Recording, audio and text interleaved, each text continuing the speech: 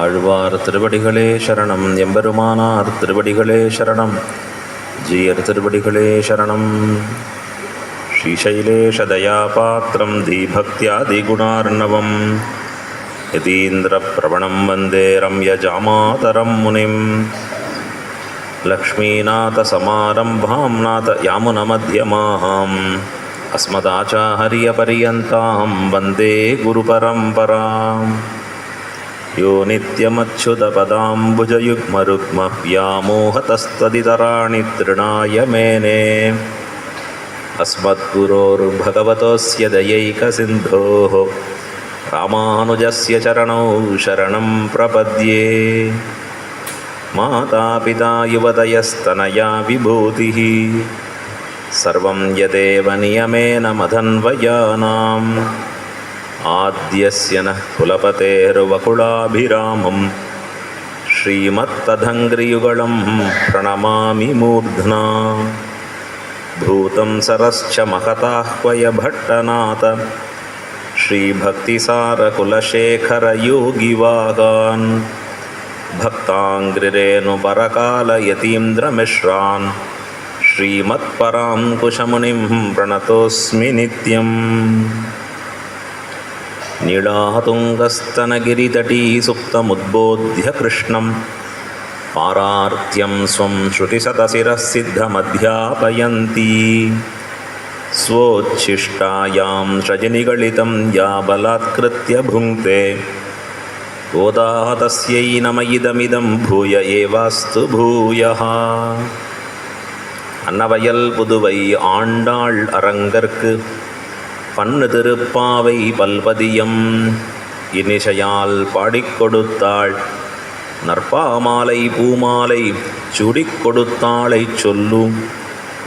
சூடிக் கொடுத்த சுடர்கொடியே தொல்பாவை பாடியருள வல்ல பல்வளையாய். நாடினீர் வேங்கடவர்க்கு என்னை விதி என்ன இம்மாத்தம் நான் கடவா வண்ணமே நல்கு. ஸ்ரீமத் கிருஷ்ண சமாஹ்வாய நமோ யாமுனசூனவே யத்கடாக்ஷைகலக்ஷ்யானாம் சுலப ஸ்ரீதரः சதா.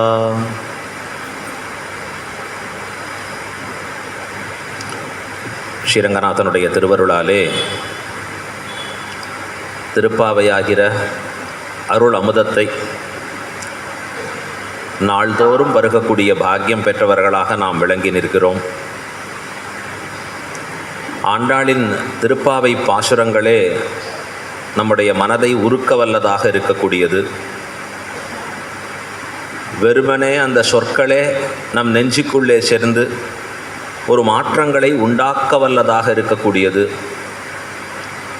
எப்படி ஒரு மந்திரத்தை நாள்தோறும் தொடர்ந்து ஜபிப்பவன் அந்த மந்திரத்தாலேயே கிட்டக்கூடிய பல பயன்களை அனுபவித்து சத்தை பெறுவானோ, அதைப்போலே ஆண்டாளின் திருப்பாவையாகிற வேதமனைத்துக்கும் வித்தாய் இருக்கக்கூடிய அந்த 30 பாசுரங்களையும் நாள்தோறும் பொருள் தெரியாதே கூட சொல்லி நிற்கக்கூடியவன் பற்பல பேறுகளை பெற்று வாழ்க்கையில் உயர்கிறான்.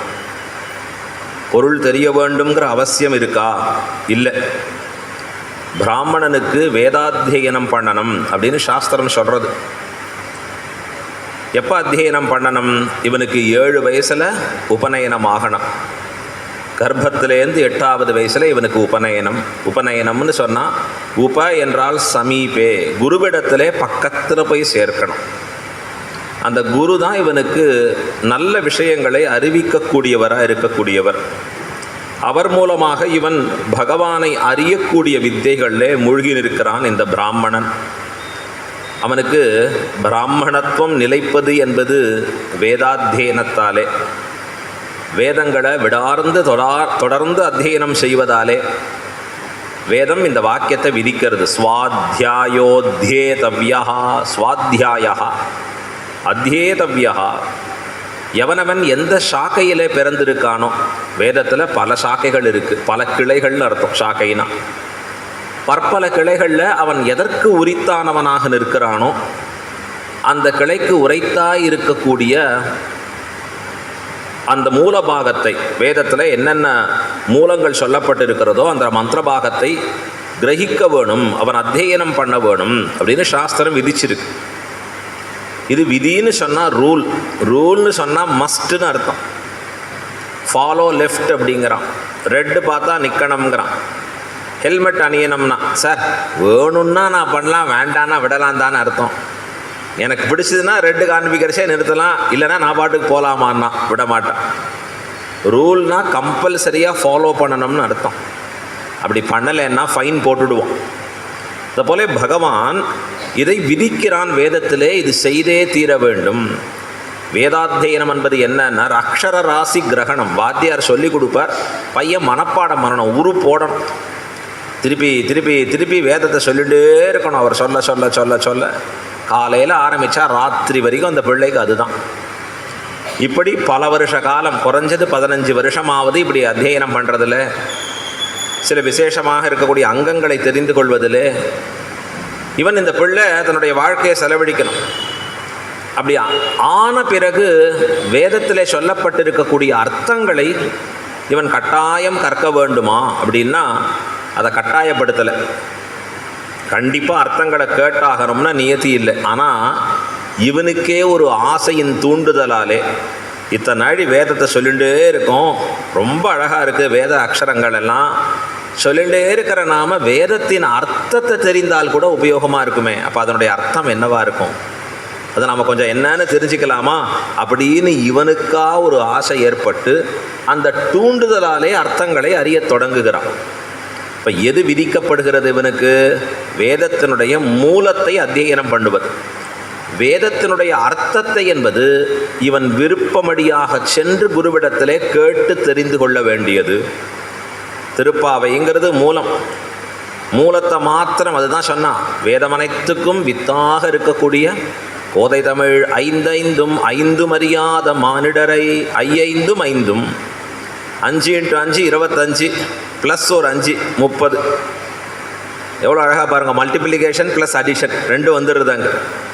25 5 சேர்த்து 30 பாசுரங்களையும் அறியாது இருக்கக்கூடியவர்கள், கோதை தமிழ் இந்த இருக்கக்கூடிய திருப்பாவைன்னு சொல்லக்கூடிய இந்த திருப்பாவை 30 பாசரையும் அறியாதவர்கள் எப்படிப்பட்டவர்கள்? வையம் சுமப்பதும் வம்பு, இந்த பூமி தூக்கின்னு இருக்கே அவர்களை ஐயோ பாவம், இது வேண்டாத வேலை, இதனால் பயனில்லை, பூமிக்கு பாரமாக இருக்கக்கூடியவர்கள். ஏன் அப்படி சொல்லணும்? இவ்வளவு கடினமான வார்த்தையை சொல்ல வேண்டுமா அப்படின்னா, எது உனக்கு எல்லா நன்மைகளையும் கொடுக்குமோ அந்த நன்மைகளை கொடுக்கக்கூடிய ஒரு விஷயத்தை நான் அறிய மாட்டேன்னு சொன்னான்னா அதுவும் ஒரு எளிமையான விஷயம், இருக்கிறதுலையே ரொம்ப சுலபமான விஷயம். அப்போ அவன் இருந்தும் பயன் என்ன? பிரயோஜனம் இல்லையே. அப்போ கட்டாயம் அவன் அதை தெரிந்து கொள்ள வேண்டும். எதை தெரிந்து கொள்ள வேண்டும்? அதில் சொல்லப்பட்டிருக்கக்கூடிய சொற்கள், அமைப்பு, அதை மனப்பாடமாக வைத்து கொள்ளுதல். திருப்பாவம் 30 கட்டாயமாக தெரியணும், பேசிக்காக இருக்க வேண்டிய விஷயம். அப்புறம் என்னன்னா அந்த திருப்பாவையை நாள்தோறும் சொல்ல சொல்ல சொல்ல இவனுக்குள்ள ஒரு ஆசை, அது என்னமா அர்த்தம் இருக்கும், அந்த திருப்பாவையில் காட்டப்பட்டிருக்கிற அர்த்தங்கள் என்ன? வேதம் அனைத்துக்கும் வித்தாகும்னு சொல்கிறாளே, வேதத்துக்கு இது எப்படி வித்தாகும்? வேதம் எவ்வளவு பெருசு, எவ்வளோ பறந்து விரிந்தது, எத்தனை அர்த்தங்கள் உடையது. வெறும் 30 பாட்டாக இருக்கக்கூடிய இது எப்படி வித்தாகும் அப்படிங்கிற கேள்வி எழுகிற பொழுது, அப்போ இவன் அதை பற்றி விசாரம் பண்ணி அர்த்தங்களை தெரிந்து கொள்ளுகிற பொழுது, அதன் விளக்க உரைகளை தெரிந்து கொள்ளுகிற பொழுது, அப்போ தான் அவனுக்கு என்ன ஏற்படுகிறதுனா உண்மையான ஞானத்தின் முதிர்ச்சி உண்டாகிறது. ஓஹோ, இதெல்லாம் தான் இதில் காட்டப்பட்டிருக்கக்கூடிய இவ்வளவு உயர்ந்த அர்த்தங்களா, இதைத்தான் ஆண்டாள் இவ்வளவு எளிமையாக நமக்கு காட்டி கொடுத்திருக்கிறார்களா? வேதமோ ஸ்மிருதியோ இதிகாசங்களோ புராணங்களோ எங்கெங்கேயோ சொல்லியிருக்கக்கூடிய அர்த்தங்களை ஒரு சேர சேர்த்து ஆண்டாள் நமக்காக இவ்வளவு அர்த்தங்களை காட்டி கொடுத்திருக்கிறாளா? அதிசயிக்க வேணும். வேதம் எப்படிப்பட்டது அப்படின்னா, அது ஹோல்சேல் மார்க்கெட். ஹோல்சேல் மார்க்கெட்டில் சகலமும் கிடைக்கும். சில சமயங்கள் அங்கே போயிட்டு வந்தாலே ஓஞ்சி போயிடுவோம், அப்பா அந்த அலையிறதே முடிய மாட்டேங்கிறது. இப்போ என்ன எடுத்து இவனுக்கு ஆப்பில் ஆன்லைன் மார்க்கெட் வந்துடுது. இது ஆர்டர் பண்ணுறான், டக்குன்னு 5 நிமிஷத்தில் வீட்டில் வந்து நிற்கிறது. ரொம்ப ஈஸியாக இருக்குது, கஷ்டமே படலை. ஹோல்சேல் மார்க்கெட்டாக வேதம் இருந்ததுன்னா ஆன்லைனாக நமக்கு பண்ணக்கூடிய விஷயமா ஆண்டாளின் திருப்பாவை இருக்கு. எது நமக்கு வேணுமோ, எது நம்மை உய்விக்கக்கூடியதொன்றோ, எத்தாலே நாம் பயனடைந்து அடுத்த பிறவியில் மீண்டும் பிறத்தல் என்கிற காரியம் செய்யாதபடி எம்பெருமானை அடைந்து உய்யப் போகிறோமோ அந்த அர்த்த விசேஷங்களை மட்டும் ஆண்டாள் எடுத்து காண்பிக்கிறார். வேதம் கரும்பாக இருக்கு. கரும்பை பிழிஞ்சா கரும்பு சாறு. இப்போ சக்கை உபயோகம் இல்லாத விஷயம். இத்தினூண்டு கரும்பு சாருக்கு இத்தனை பெரிய சக்கை இருக்குது.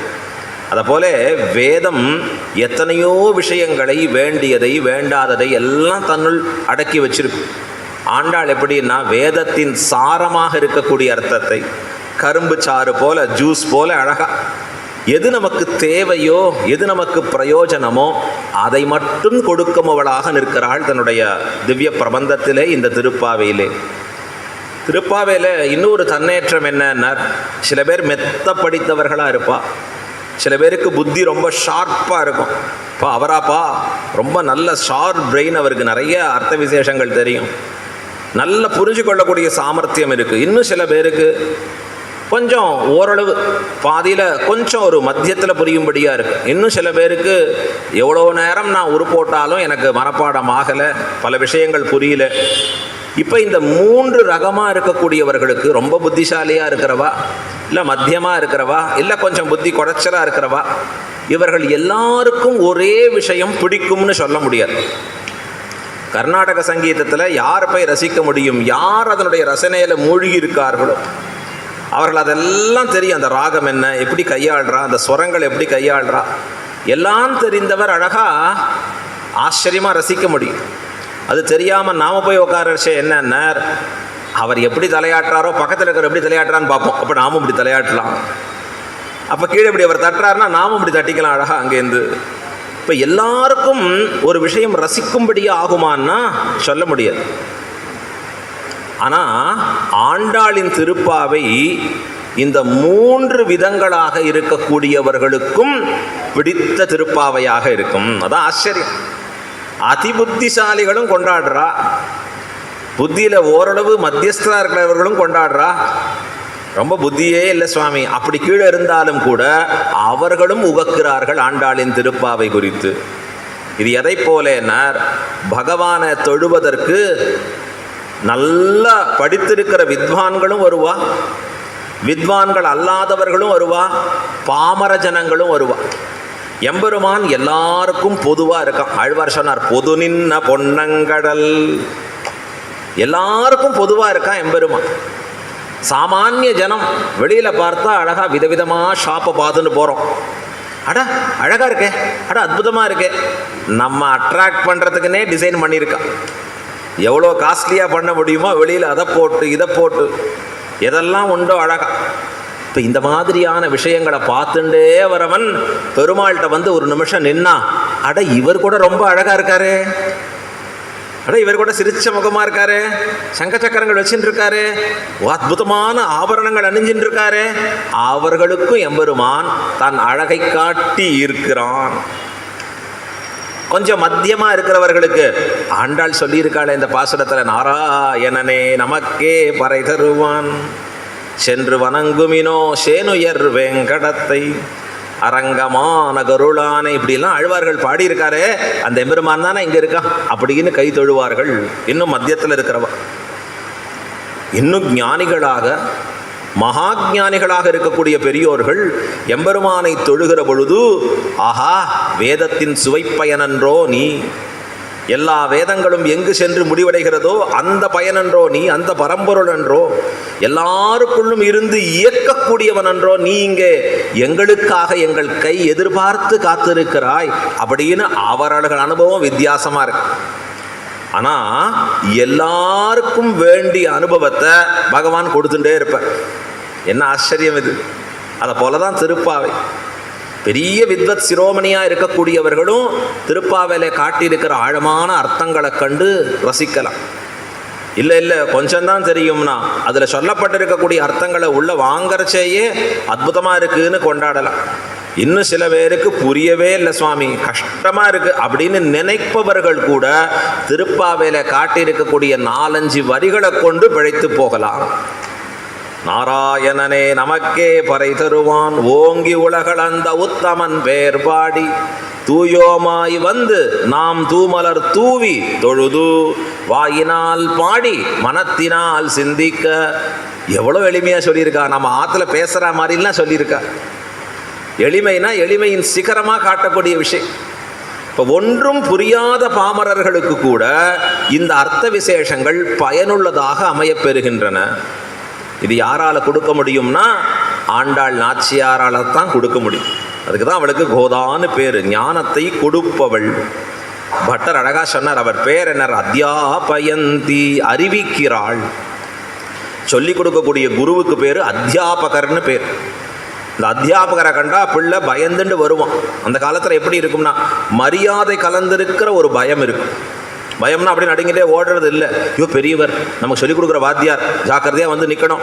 ராத்திரி அவர் வீதியாக இப்படி வெளியில் வந்தால் கூட அந்த பிள்ளைகள் அந்த வீட்டு வாசலில் இருந்தால் வாத்தியார் வராருப்பா அப்படின்னு எழுந்து நிற்பான், இல்லை உள்ளே போவான். ஒரு மரியாதை. இப்போ எப்படி இருக்கான்னார், இது இப்படி திரும்பி எடுத்து வாத்தியார் பயந்துட்டே வர, எவனும் இல்லையே நம்ம ஜாக்கிரதையாக போயிட்டு வருவோமா, இன்னைக்கு ஒன்றும் பிரச்சனை வராதே, உள்ளே போயிட்டு வரச்சு. அவருக்கு இத்தனை கஷ்டம்பா. ஏண்டான்னா எல்லாம் ரூலெல்லாம் மாற்றியாச்சு. இவன் சொல்கிறான், எங்க அந்த வாத்தி யாருங்கிறத யாரை கட் பண்ணிட்டான், இப்படி தான் பேசுகிறான் அவன் கூப்பிட்றச்சு. எங்க கொச்சி எடுங்க பார்ப்போம், எடுங்க பார்ப்போம் அப்படின்னா அவர் நடுங்கிறார். ஐயோ என்ன ஆகுமோ, எப்படி ஆகுமோ. கடைசியாக என்ன முடிவு பண்ணுறாருன்னா, நீ படித்தா படி, உருப்பிட்டா உருப்பிடு, இல்லைன்னா எக்கேடு கட்டுப்போ, எனக்கு மாதம் சம்பளம் கிரெடிட் ஆகுது, சௌகரியம். அந்த காலத்தில் பணத்திற்காக வேலை பார்க்கல, அந்த பையனுடைய உயர்த்திக்காக வேலை பார்த்தார்கள். அந்த பிள்ளை நல்லா வாழணும், நாளைக்கு அவன் சிறந்து விளங்க வேண்டும். அகையில தான் சாஸ்திரம் சொல்லி கொடுத்தது அழகா, குருவை தெய்வமாக மதிக்க கற்றுக்கொள். எழுத்தறிவித்தவன் இறைவன் அப்படின்னு தமிழில் சொல்லும்படியான வார்த்தை. உனக்கு முதல்ல உட்காந்துட்டு எழுத்துக்களை சொல்லி கொடுத்து உன்னை இப்படி உருவாக்கி கொடுத்தானே, சாதாரண கல்லாக இருந்தே உன்னை சிலையாக மாற்றினானே, அப்படிப்பட்டவனை பார்த்து நீ எப்பொழுதும் கொண்டாட வேண்டும். சாமானிய எழுத்துக்களை சொன்னவாளுக்கே இந்த பெருமைனா, உய்வுக்குண்டான வழிகளை காட்டின பெரியோர்களை எப்படி கொண்டாடணும் தெரியுமா? இப்போ நாம் இங்கே பார்க்குறோமே திருப்பாவையின் அர்த்தங்கள் எல்லாம் பெரியவாச்சான் பிள்ளை என்கிற ஆச்சாரியருடைய வியாக்கியானம். 3000 படின்னு பேர் இதற்கு, ஏற்கனவே சொல்லியிருக்கேன். இந்த பெரியவாச்சான் பிள்ளை எப்படிப்பட்டவர்னா மகாஜானி. 4000 திவ்ய பிரபந்தத்திற்கும் 4000 தமிழ் பாட்டுகளுக்கும் பெரிய வியாக்கியானம் பண்ணியிருக்கார். அவர் ஒருத்தர் தான் பண்ணியிருக்கார், அத்தனைக்கும் பண்ணியிருக்கார். ரொம்ப ஆச்சரியம். ஸ்ரீராமாயணத்தில் சில குறிப்பிட்ட ஸ்லோகங்கள் எடுத்து தனி ஸ்லோகின்னு அர்த்தங்களை பண்ணியிருக்கார். அவருடைய திருமாளிகையில் ஒருத்தர் அற்புதமாக தளிகை பண்ணுறவர், மடப்பள்ளி காரியம் பண்ணுறவர். இந்த மடப்பள்ளியில் பண்ணுறவா ரொம்ப முக்கியம். அவள் இல்லைன்னா வயிறு பிரயோஜனமாகாது. சாப்பாடு வந்தால் தானே வேலை செய்ய முடியும். இப்போ அந்த மடப்பள்ளியில் சமையல் பண்ணக்கூடியவர் ரொம்ப ஸ்ரத்தையாக பண்ணுறவர், ஆச்சாரிய அபிமானம் மிக்கவர். பெரியவாச்சான் பிள்ளை அப்படி போஷித்து வருகிறார் அழகா. நம்முடைய சம்பிரதாயத்தில் இந்த திருமடப்பள்ளி கைங்கரியம் பண்ணுறவா ரொம்ப முக்கியம். யார் திருமடப்பள்ளி கைங்கரியம் பண்ணணும்னு நியதிகளை வச்சுருப்பான். என்ன கிரந்த காலக்ஷேபம் ஆயிருக்கா, கிரந்தான்வயம் ஆயிருக்கா அப்படின்னு இன்னும் வானமாவளிஜர் மடங்கள்லாம் போகிறச்சே அது முதல்ல கிரமம் வச்சுருப்பா அழகா. இதெல்லாம் ஆன பிறகு தான் அவர்களுக்கு என்னென்ன திருமடப்பள்ளி கைங்கரியம் பண்ணுறதுக்கு முன்னாடி காலக்ஷேபங்கள்லாம் நிறையா கேட்டிருக்கணும்.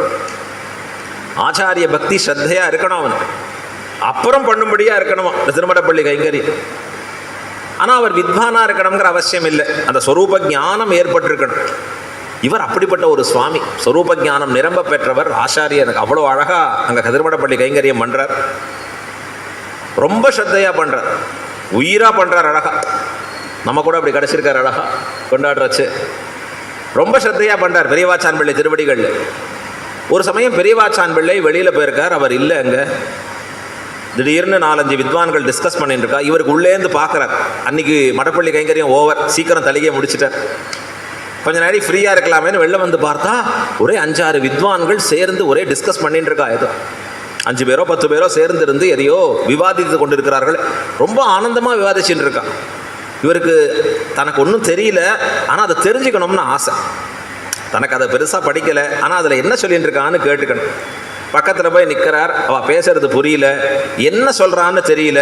உடனே அங்கே இருக்கிற வித்வான்களை கைகூப்பி கேட்குறார், நீங்கள் எந்த புஸ்தகத்தை பற்றி விசாரம் பண்ணுறேன், எந்த நூல், இது எதை பற்றி சொல்கிறது அப்படின்னா. அவன் அங்கேயும் திரும்பி பார்த்தா, இவன் வெறும் உள்ளுக்குள்ள சமையல்காரன், மடப்பள்ளி கைங்கரியம் பண்ணுறவன். இவன் வேலை என்ன? கரண்டியை பிடிக்கிறது. கரண்டியை பிடிக்கிறது இவன் வேலையாக இருக்கிறச்சே, நம்ம போல வித்வான்கள் புஸ்தகம் வச்சுட்டு இருக்கிறவாள்கிட்ட, அறிவு மிக்கவர்கள்ட்ட இவன் கேட்கலாமா? கேட்குறது சரியாகுமா? இவனுக்கு ஒரு பாடம் கற்பிப்போம் அப்படின்னு அவனை கேலி பண்ணுற விதமாக ஒன்று சொல்கிறா. அவனை சொல்கிறா, நாங்கள் என்ன புஸ்தகம் படிக்கிறோம் தெரியுமா? முசல கிசலயம் அப்படின்னா. இவன் அதை கேட்டுட்டான், முசல கிசலயம் முசல கிசலயம் முசல கிசலயம், ஏன்னா மறந்து போயிடுமே. என்ன சொன்னாரோ அதை ரிப்பீட் பண்ணிகிட்டே இருக்கான், திருப்பி திருப்பி திருப்பி. உள்ள தலையை பண்ணுறச்சே கூட முசல கிசலயம் முசல கிசலயம் சொல்லி பார்த்துட்டே இருக்கான்.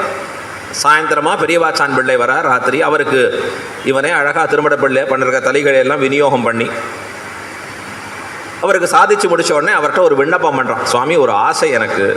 என்ன ஆசையினர்? இல்லை, இன்னைக்கு சாயந்தரம் சில பெரியோர்கள் வந்திருந்தா அவர்கள் ஒரு அழகான நூலை பற்றி விசாரித்தார்கள்.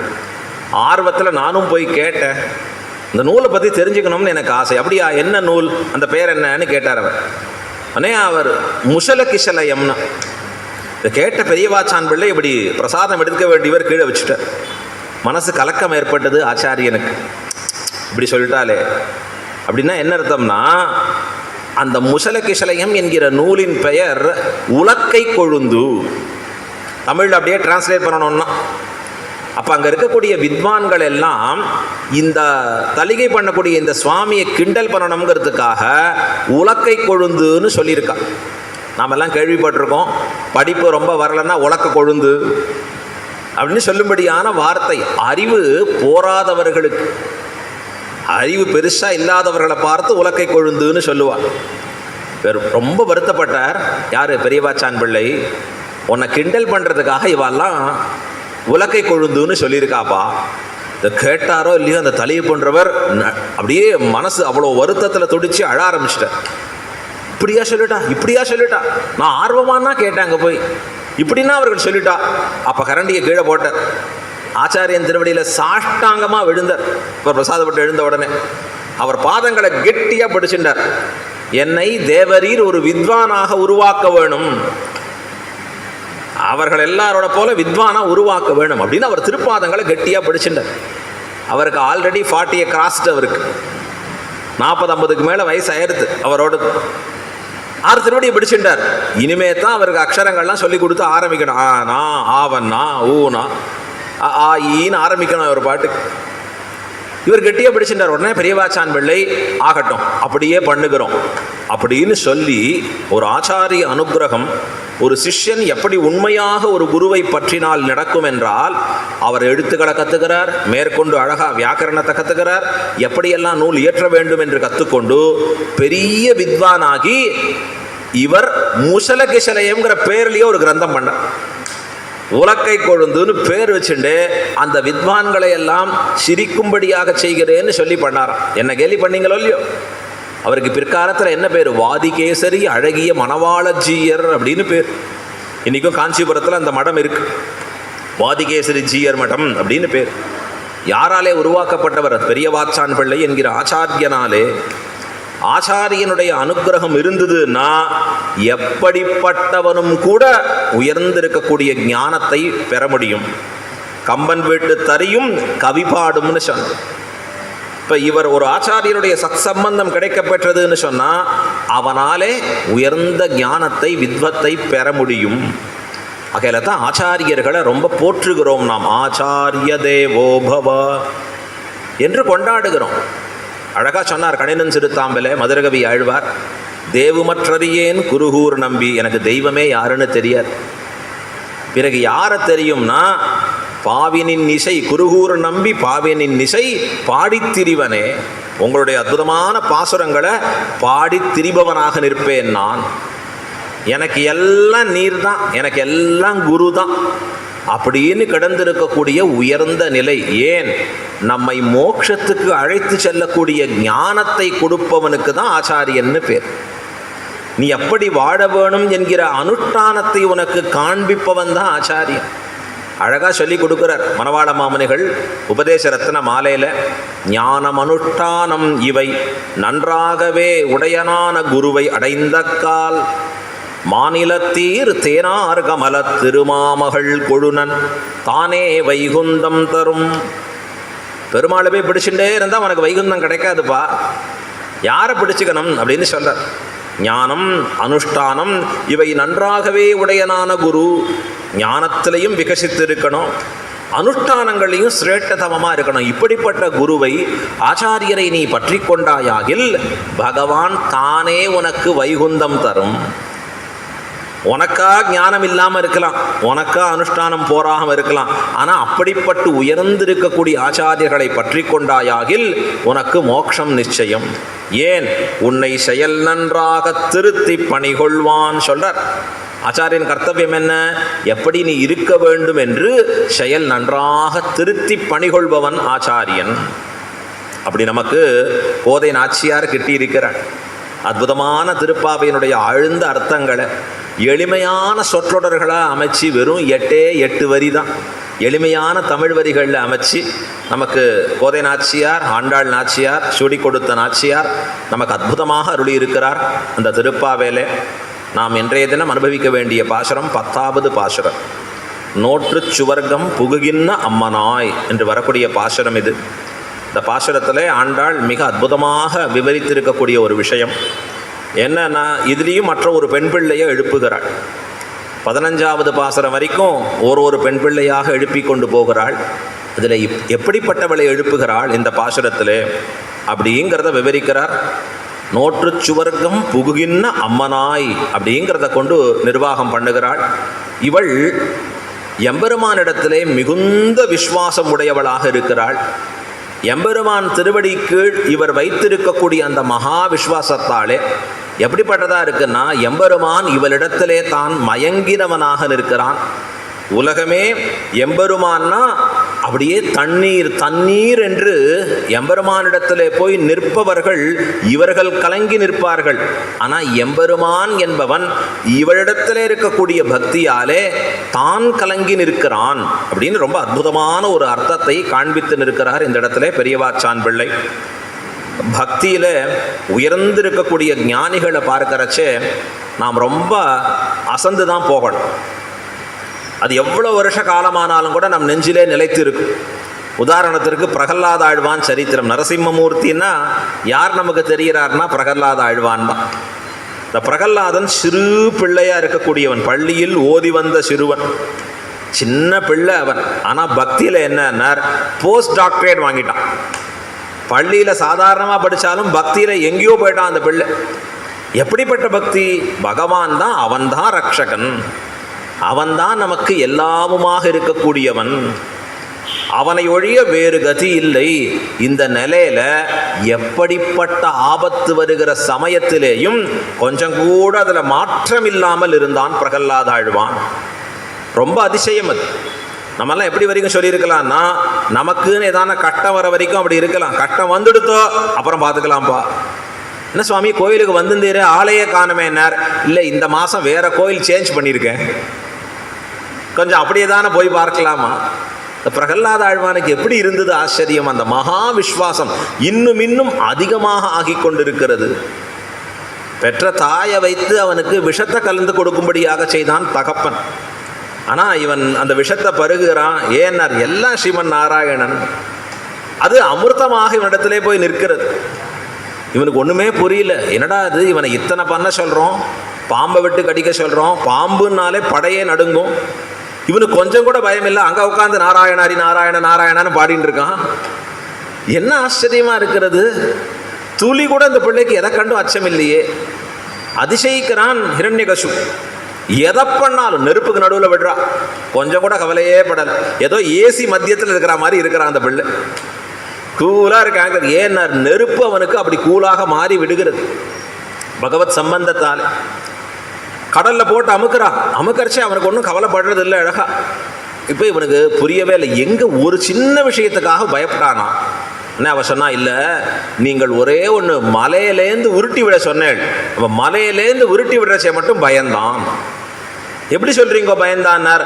தன்னுடைய கையை எடுத்து ஹிருதயத்தில் வச்சுன்னு அப்படியே கீழே விழுந்தான். ஜாக்கிரதையா பதறி பதறி விழுந்தான் அவன். ஓ, இரண்யகசிபுக்கு பயம் வந்துடுதா? இப்போ அதான் வேணும். பிள்ளா இங்கே வா கூப்பிட்டான். பயந்தியா? மலையிலேருந்து உருட்டி விடுறச்சேன்னா பிரகலாத ஆழ்வான் ஆமான்னா. இப்போதான் பயம் வந்திருக்கு பத்தியா அப்படின்னார். ஆமாம், இனிமே ஒழுங்கா இருக்கியான்னா? இல்லை, இனிமேவும் எப்பவும் போலதான் இருப்பேன், எப்பவும் நாராயணன் தான். பயம் வந்திருக்குன்னு சொல்றேன்னார். இல்ல, என் ஹிருதயத்துக்குள்ளே இருக்கக்கூடிய எம்பெருமானுக்கு நோவு வரக்கூடாது என்று பிடித்து கொண்டு உருண்டேன்னா. அவருக்கு என் வருகிறதோ? இப்பதான் நம்ம பார்த்தோம், முனிவர்களும் யோகிகளும் மெல்ல எழுந்து அரியன்ன பேரரவம் ஹிருதயேன உத்வகன் ஹரிம் என்று கையை ஹிருதயத்தில் வச்சு எழுந்துப்பா. படுத்து எழுந்து கரைச்ச பதறி எழுந்து கூடாது. காத்தால நிதானமாக கையை இந்த எடுத்து வைக்க ஹிருதயத்தில் வச்சுண்டு ஹரிகி ஹரிகி ஹரிகி ஹரிகின்னு 7 தடவை சொல்லி நிதானமாக எழுந்துக்கணும். ஒரு கர்ப்பிணி பெண் போல எழுந்துக்கணும். பிரகலாத ஆழ்வானுக்கு என்ன பயம்னா, என் உள்ளத்தில் இருக்கக்கூடிய ஹரிக்கு எந்த ஆபத்தும் வரக்கூடாது அப்படின்னு விருட்டி விடுறச்சு. அப்படி ஜாக்கிரதையாக பிடிச்சின்னு வந்தானா. இது எப்படிப்பட்ட உயர்ந்த பக்தி பாருங்க. தனக்கு என் வருகிறதுன்னு இல்லை, தான் பற்றி இருக்கக்கூடிய எம்பெருமானுக்கு என் வருகிறதோ அவன் நன்னா இருக்கணும், அவன் க்ஷேமமா இருக்கணும் இப்படின்னு நோக்கும் அவர்கள். இது பகவத் பக்தியிலேயே இந்த அளவுக்கு, நான் ஆச்சாரிய பக்தியில இதற்கும் மேம்பட்டவர்களை பார்க்கிறோம். அழகா திருவரங்க தமுதனார் ராமானுஜ நூற்றந்தாதியில தெரிவிக்கிறார். மொழியை கடக்கும் பெரும் புகழான் என்றார். மொழியை கடந்திருக்கக்கூடிய புகழாளராக இருப்பவர் கூறத்தாழ்வான். வஞ்சமுக்குறும்பாம் குழியை கடக்கும் நம் கூறத்தாழ்வான் சரண் கூடிய பின். மொழியை கடந்திருக்கிற புகழாளர்னா என்ன புரியலையே. ஒரு மொழி இன்னும் தான் முழுமை பெறவில்லை. எதுக்கு முழுமை பெறவில்லைனா, கூறத்தாழ்வாரின் புகழ் பாட. அப்படின்னா அந்த மொழிக்கே சக்தி இல்லைன்னு. பெரிய தமிழ் மொழி, கொண்டாடப்படக்கூடிய தமிழ் மொழி. ஆனால் அந்த மொழி கூறத்தாழ்வானை புகழ்கிற அளவுக்கு சக்தி இல்லை. அப்படின்னா கூறத்தாழ்வாரின் பெருமை விஞ்சி நிற்கிறது. அப்படி விஞ்சி இருக்கக்கூடிய கூறத்தாழ்வானுடைய பெருமை எப்படி இருக்கிறவர் கூறத்தாழ்வான்னா, எல்லாம் எம்பெருமான் என்று விசுவாசத்தோடு இருப்பார். பொறுப்பெல்லாம் அவர் திருவடிகளில் வச்சுட்டார்னா எந்த விதத்திலையும் தான் கவலைப்பட்டுக்கிறதே இல்லை, எந்த விஷயத்துக்கும் சரி. அதான் அப்படிப்பட்டவர் தான் வேணுங்கிற எம்பெருமான். அன்யா சிந்தையன் தோமாம் ஏஜனாகா பரியுபாசத்தே. என்னையே நினைத்து உருகுபவர்கள் யார் இருக்காளோ அவர்கள் விஷயத்திலே நான் என்ன பண்ணுகிறேன்னா, யோகக்ஷேமம் வகாம்யகம், அவர்களுடைய யோகத்திற்கும் க்ஷேமத்திற்கும் நான் பொறுப்பாளனாகிறேன். புதிய வஸ்து கிடைப்பதற்கும் கிடைச்சது நிலை பெறுவதற்கும் நான் தான் அவர்களுக்கு பொறுப்பாளனா இருக்கேன். அப்படி யார் அப்படின்னா கூறத்தாழ்வான் அப்படி வாழ்ந்து காட்டினார். எல்லாத்தையும் விட்டுட்டு ஸ்ரீரங்க க்ஷேத்திரத்துக்கு தானும் மனைவியுமாக வருகிறார். ஸ்ரீரங்கநாதனை சேவிக்கிறது, ஆச்சாரிய கைங்கரியத்திலேயே முழுகுவதற்கு. முதல்ல ராமானுஜ தாசன் அப்படிங்கிற தன்மை எப்படி இருக்கணும்னு காண்பித்து கொடுத்தவர் கூறத்தாழ்வான். அங்கே அத்திகிரி அருளாளர் அங்கே இருக்கக்கூடிய தாயார் பெருந்தேவி தாயார். இந்த பெருந்தேவி தாயார் ஆழ்வானை பார்த்து இத்தனை தனவந்தரோன்னு வார்த்தை சொன்னார். அது கூறத்தாழ்வானுக்கு பொறுக்க முடியல. ஏன் பொறுக்க முடியல என்றால், ஒரு சிஷ்யனை, ஒரு வைணவனை பார்த்து மற்றவர்கள் பிராட்டியோ மற்றவர்களோ எல்லாரும் என்ன சொல்லணும்னா, இவன் இவருடைய சிஷ்யன்னு கொண்டாடணும். அதனால தான் அவருக்கு ஏற்றம் வரணும். ஓ, இவர் இவ்வளோ வச்சிருக்கிறவரா, ஓ இவர் இதை சார்ந்தவரா. பணத்தை வச்சு ஏற்றம் வரக்கூடாது. இவருக்கு ஆச்சாரிய சம்பந்தத்தை வச்சு ஏற்றம் வராத பொழுது, இன்னைக்கு இது வேண்டாத இந்த வஸ்துக்கள் எல்லாம் தேவையில்லைன்னு அத்தனையும் விட்டுட்டு முழுக்க ஆச்சாரிய கைங்கரியமே பயனாக ஸ்ரீரங்கம் வர. நம்ம வரத்துக்கு முன்னாடி என்ன பண்ணுவோம்னா, அங்கே வாடகைகள்லாம் என்ன ஸ்டேட்டஸ் சுவாமி, அட்வான்ஸ் எவ்வளோ வாங்குறா, 5 மாதமா 10 மாதமா, எப்படி இருக்கும் ஃபெசிலிட்டி, சிங்கிளா 1 BHKவா 2 BHKவா, எத்தனை பார்ப்போம். கூறத்தாழ்வான் எதையும் யோசிக்கல. ஸ்ரீரங்கநாதர் திருவடியே தஞ்சம், ஆச்சாரியர் சுவாமி எம்பெருமானார் திருவடிகளே தஞ்சம் என்று நேரம் அங்கே ஸ்ரீரங்க க்ஷேத்திரத்தில் வந்து நிற்கிற. விடாத கைங்கரியம். எப்படிப்பட்ட கைங்கரியம்? பௌரோகித்ய கைங்கரியத்தை கூறத்தாழ்வான் செய்கிறார். ராமானுஜருக்கு உஷாத்துணையாக நிற்கிறார். ராமானுஜர் என்ன நியமிக்கிறாரோ அதன்படி செயல்படுபவராக கூறத்தாழ்வான் நின்றார். கூரத்தாழ்வான் ராமானுஜரின் திருவுள்ளம்படி நடப்பவர். ஸ்ரீரங்கத்தில் வந்தாச்சு, ராமானுஜர் அற்புதமாக நடத்துகிறார் கோயில் நிர்வாகம். ஆனால் ஒரு இடைஞ்சல், திருவரங்க தமுதனாருங்கிறவர் கையில் தான் சாவி இருக்குது, கொத்து சாவி முழுக்க. அதில் என்ன இடைஞ்சல்னா, அவர் எப்போ எழுந்துப்பாரோ அப்போ தான் பெருமாளுக்கு திருப்பள்ளி எழுச்சி. சில சமயம் அவர் 8 மணிக்கு தான் வருவார், அப்போ பெருமாளுக்கு அப்போ தான். 9 மணிக்கு புறப்பாடு, அவர் 10 மணிக்கு தான் வருவார், அப்போ தான் நடக்கும். அப்போ பெருமாள் அவரை ரொம்ப கெட்டியாக பிடிச்சி வச்சுட்டு இருக்கார். இவர் அந்த வம்சத்தில் வந்தவர், மூங்கில் குடி வம்சம்னு பேர் அந்த வம்சம். அந்த வம்சத்திலே வந்தவர். இவர் எங்கே இருப்பார்னா, சக்கரத்தாழ்வார் சன்னதி ஸ்ரீரங்கத்தில் போகிறச்சே அங்கே ஒரு சன்னதி இருக்கும், அதில் திருவரங்க தமுதனார்னு அங்கே போட்டிருப்பார். அவர் தான் அந்த கோயில் நிர்வாகம். ராமானுஜருக்கு பெரிய இடைஞ்சலாக இருக்கார். எதை செய்தாலும் இவரை வச்சுட்டு ஒன்றுமே பண்ண முடியல. என்ன பண்ணுறதுன்னு யோசிக்கிறார். இவரை எப்படியாவது அகற்றி விட வேண்டும். இவர் அகற்றினாதான் கோயில் நிர்வாகத்தை நம்ம சரியாக பண்ண முடியும். உடனே யோசிச்ச ராமானுஜர், இது நாளைக்கு பண்ணுவோம் அப்படின்னு நினச்சார். அடுத்த நாள் காத்தால் எழுந்துக்கிறச்சே கோபத்தோடு எழுந்துக்கிறார். ஆழ்வான் வாரோம், நம்ம இந்த கோயில் வேண்டாம், ஸ்ரீரங்கம் வேண்டாம், புறப்படுவோங்கிற. என்னாச்சுன்னார். ஸ்ரீரங்கமும் வேண்டாம், இந்த ரங்கநாதனும் வேண்டாம். என்ன கோபம் உடையவரை, என்னாச்சு அப்படின்னு இவர் கேட்குறார் சிஷ்யன் கூரத்தாழ்வான். அதற்கு ராமானுஜர் சொல்கிறார், இல்லை இல்லை, திருவரங்கத்தமுதனார் எம்பெருமானுடைய கைங்கரியத்துக்கு இடைஞ்சலாக இருக்கார். அவரை வச்சுட்டு பண்ணுறது கஷ்டமாக இருக்குன்னு நான் யோசித்தேன். அப்போ மாற்றணும்னு நான் யோசிக்கிறச்சு, இந்த பெரிய பெருமாள் இன்னைக்கு என் சொப்னத்தில் வந்து சாதிக்கிறார், அமுதனார் நமக்கு ரொம்ப வேண்டியவர், ஆகையாலே திருவுள்ளமானபடி நடந்து போகிறோம்னு. எனக்கு ரொம்ப வேண்டியவர்ப்பா, கொஞ்சம் ஜாக்கிரதையாக பண்ணிக்கோன்னு. உடனே யோசிச்சார் உடையவர், என்ன எனக்கு வேண்டாதவரா அப்போ அமுதனார்? எனக்கும் அவருக்கு ஏதான பகை இருக்கா, கொடுக்கல் வாங்கல்ல? எனக்கு என்ன காரணத்தால் யோசித்தேன், பெரிய பெருமாள் ரங்கநாதர் கைங்கரியம் சரியாக நடக்கணும்னா அமுதனார் சாவி கையில் வச்சுட்டார்னா ஒன்றும் பண்ண முடியாது. அப்போ அது மாறணும், மாறினாத்தான் நடக்கும்னு சொன்னால், இந்த பெரிய பெருமாள் சொப்னத்தில் சொல்கிறார், அமுதனார் நமக்கு ரொம்ப வேண்டியவர், ஆகையாலே திருவள்ளமானபடி பண்ணும். ஒரு வார்னிங் கொடுக்குறார், எனக்கு பண்ணாதேன்னு சொல்கிறார். நான் எதுக்கு இங்கே இருக்கணும், அவராச்சு அமுதனாராச்சு, நாம் புறப்படுவோம். உடனே அப்போ கூரத்தாழ்வான் பக்கத்துலேருந்து சொல்கிறார், ஒரு மேனேஜ்மெண்ட் குருன்னு சொன்னால் அவருக்கு பர்ஃபெக்ட் பிஏ இருக்கணும், மந்திரி இருக்கணும். திருக்குறளில் நாம் பார்க்கலாம், ஒரு ராஜா எப்படி சிறந்தவனாக இருப்பான்னா, சரியான மந்திரி இருந்தால் தான் அவன் ராஜா பிரயோஜனமாகும்.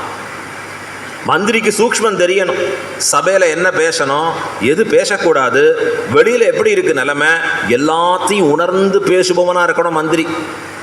கூரத்தாழ்வான் கிடச்சிது எம்பெருமானாருக்கு படு கிஃப்ட், பெரிய கிஃப்ட். கூரத்தாழ்வான் சொல்கிறார், சுவாமி தேவரீர் சொல்கிறதும் கரெக்டு, பெருமாள் சொல்கிறதும் கரெக்டு தான். என்ன எப்படி ஆழ்வான் அது, நான் இப்படி சொல்கிறேன், அவர் அப்படி சொல்கிறார், எப்படி பொருந்தும்? திருவுள்ளமானபடின்னா பெரிய பெருமாள் திருவுள்ளமானபடியும் உங்கள் ராமானுஜர் திருவுள்ளமானபடியும் செய்ய வேணும். அது எப்படி முடியும்?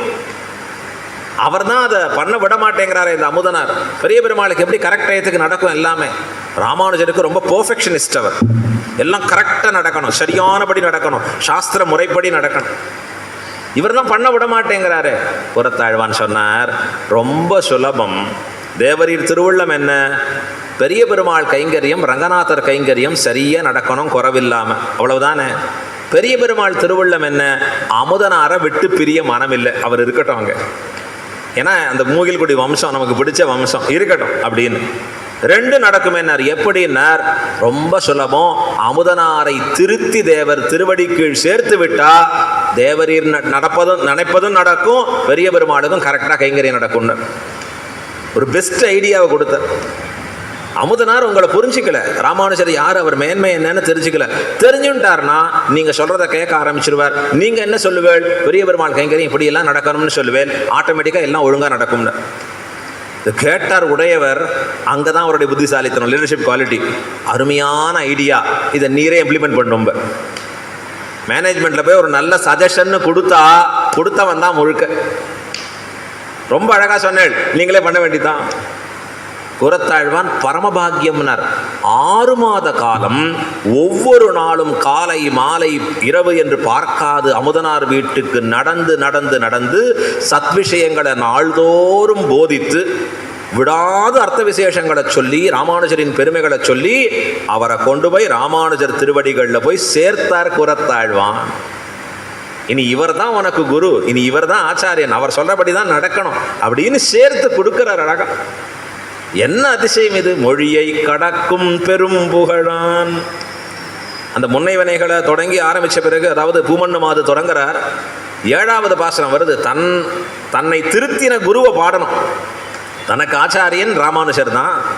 ஆனால் ராமானுஷரை காட்டி கொடுத்த கூரத்தாழ்வான பாடணும். அந்த அமுதனார் தொடங்குறச்சையே ஒரு எக்ஸ்டெம்போல தொடங்குறார். என்ன அற்புதம் தெரியுமா? மொழியை கடக்கும். இவரை பற்றி சொல்றதுக்கு மொழியே பத்தாதுப்பா. ஏதான மொழி இருந்தால் தானப்பா இவர் பெருமையை சொல்ல முடியும். யாருன்னார்? பெரும் புகழான். பெரும் புகழான்னா புகழுக்கு எல்லை இல்லாதவர். யாருன்னார்? நம் கூரத்தாழ்வான். வஞ்ச முக்குறும்பாம் குழியை கடக்கும் நம் கூரத்தாழ்வான். இது எவ்வளோ ஆச்சரியம் பாருங்க. நம் கூரத்தாழ்வான். அப்போ அந்த பந்தம் பெருமாள்ல ஒத்தருக்கு தான் நம் பெருமாள், ஆழ்வார்ல ஒத்தருக்கு தான் நம் ஆழ்வார். ஆச்சாரியர்கள் பிள்ளைனா சிரேஷ்டமான திருநாமம், அதில் ஒத்தருக்கு தான் நம் பிள்ளை. ஜீயர்கள் சன்னியாசிகள் அதில் பல பேர் இருந்தாலும் ஒத்தர் தான் நம் ஜீயர் அப்படின்னு பேர். இதை சொல்ற ஆச்சாரியர்கள் நம் பெருமாள், நம்மாழ்வார், நம் ஜீயர், நம் பிள்ளை என்பர். எப்படி வந்தது இந்த பேரு? அவரவர்தம் ஏற்றத்தால். அவளுக்கு ஒரு ஏற்றம்பா, சும்மா சாதாரண வந்தது இல்லை இந்த பேரு. போற போக்கில் இந்தாங்க பேரை கொடுக்குற இல்லை. எத்தனையோ பெருமாள் இருந்தாலும் ஸ்ரீரங்கம் உற்சவர் ரங்கநாதருக்கு என்ன பேரு? நம்பெருமாள். நம்பெருமாள்னு திருநாமம். இன்னைக்கும் அந்த உற்சவங்களில் போறச்சே நம்பெருமாள் புறப்பாடு, நம்பெருமாள் வைகுண்ட ஏகாதசி, பரமதவாசல் திறப்பு, இப்படி தான் இருக்கும். ஏன்னார் அவருக்கு சாஸ்வதமான பேரு நம்பெருமாள். யாருப்பா அதை கொடுத்தான்னா ஒரு வண்ணான் கொடுத்தான். ஈரங்கொல்லி கொடுத்த பேர் அழக. அடுத்த பேரு நம்மாழ்வார். ஆழ்வார்கள் எத்தனையோ பேர் இருந்தாலும் நம்மாழ்வார். கம்பரை பார்த்து கேட்கிறார் பெருமாள், நம் சடகோபனை பாடினையோ, நம் சடகோபனை பாடினையோன்னர். அப்ப நம்மாழ்வார் அவருக்கு திருநாமம். இப்போ அதை போல இந்த இடத்துல சொல்றார் நம் கூரத்தாழ்வான். ஏன்னார்? எத்தனை மாசம் காலம் கடந்து எப்படி இருந்த என்னை திருத்தி படிகொண்டார், எப்படி எம்பெருமானார் திருவடிகளில் கொண்டு போய் சேர்த்தார். இவ்வளவு நாள் அவர் இருந்தும் அவர் பெருமை அறியாதவனா இருந்தேன். இந்த கூரத்தாழ்வான் இல்லைன்னா அறிந்திருக்க முடியுமா? வஞ்சமு குறும்பாம் குழியை கடக்கும் நம் கூரத்தாழ்வான் சரண் கூடிய பின். அதுக்கப்புறம் என்னன்னார்? பழியை கடத்தும் ராமானுஜன் புகழ்பாடி அல்லா வழியை கடத்தல் எனக்கினி யாதும் வருத்தமன்னே. எனக்கு வருத்தமே இல்லைன்னுட்ட. எப்போ கூரத்தாழ்வான் திருவடியை பிடிச்சுண்டு எம்பெருமானார் திருவடியை சேர்ந்தேனோ எனக்கு வருத்தமில்லை. எவ்வளோ பெரிய கைங்கரியம் தெரியுமா? ஆச்சாரிய கைங்கரியம் என்பது சாதாரணம் இல்லை. சிஷ்ய லட்சணங்கள் சாஸ்திரம் சொல்றது. சிஷ்யன் எப்படி இருக்கணும்? சிஷ்யனாய் நிற்கும் இருப்பு நாட்டார் அறியாமையாலே அத்தை அறிவிக்கைக்காக. எதை எடுக்கிறது எதை விடுறதுன்னு தெரியல, டைம் போயிட்டே இருக்கும், இந்த பயத்தால் இருக்கு. தானே சிஷ்யனுமாய் ஆச்சாரியனுமாய் நின்று திருமந்திரத்தை வெளியிட்டருளினான் எம்பெருமான். பத்ரிகாசிரமம்ங்கிற ஊர், அந்த ஊரில் நரநாராயணனாக இருந்து தானே ஆச்சாரியன் தானே சிஷ்யன். அவரும் நம்ம மாதிரி தானே சுவாமி, ஒன்றும் ஆட்கள் கிடைக்கலையா, ஆளை நிறைய சிஷ்யர்களை பிடிக்க முடியலையான்னார். இல்லை இல்லை, சிஷ்யனா எப்படி இருக்கணும்னு நமக்கு காண்பிக்கணும். ஆச்சாரியனா உட்காரதுனா ரொம்ப சுலபம் சுவாமி, இப்படி உட்காந்தா போருமே. கையில் மைக்க கொடுத்தப்பறம் தான் தெரியும் அங்கே என்ன கட்டம். ஆனால் இப்படி உட்காந்தா போருமேன்னு தோணலாம். சிஷ்யனா இருக்கிறது எப்படியெல்லாம் இருக்கணும்னு சொல்லி கொடுக்க வேண்டியிருக்கு. சிஷ்ய லட்சணங்கள்னு இருக்கு. ஆஸ்திகா தர்மசீலா சீலவான் வைஷ்ணவா சுச்சிஹி கம்பீரஹா சதுரஹா தீரஹா என்று சொல்லும்படியான 8 லட்சணங்கள் உடையவன் சிஷ்யன். வேதம் முதலான சாஸ்திரங்களிலே பூர்ண விஸ்வாசம் உடையவன், அதை கடைபிடிக்க ஆசை உடையவன் 2வது லட்சணம். அடுத்தது 3வது தகுதி, கடைபிடிக்க முயல்பவன், விஷ்ணு பக்தி உடையவன். அடுத்தது தற்பெருமை அற்றவன். இது 5 பொதுவான லட்சணம் ஒரு சிஷ்யனுக்கு. எவனுக்கு சிஷ்யனாக இருந்தாலும் இது இருக்கணும். 6, 7, 8 3 லட்சணம் சொல்றார். கம்பீரஹா சதுரஹா தீரஹா.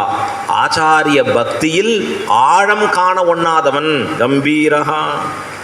சதுரஹா, ஆச்சாரியனுக்கு செய்யக்கூடிய தொண்டுகளிலே சாமர்த்தியம் மிக்கவன் சதுரஹா.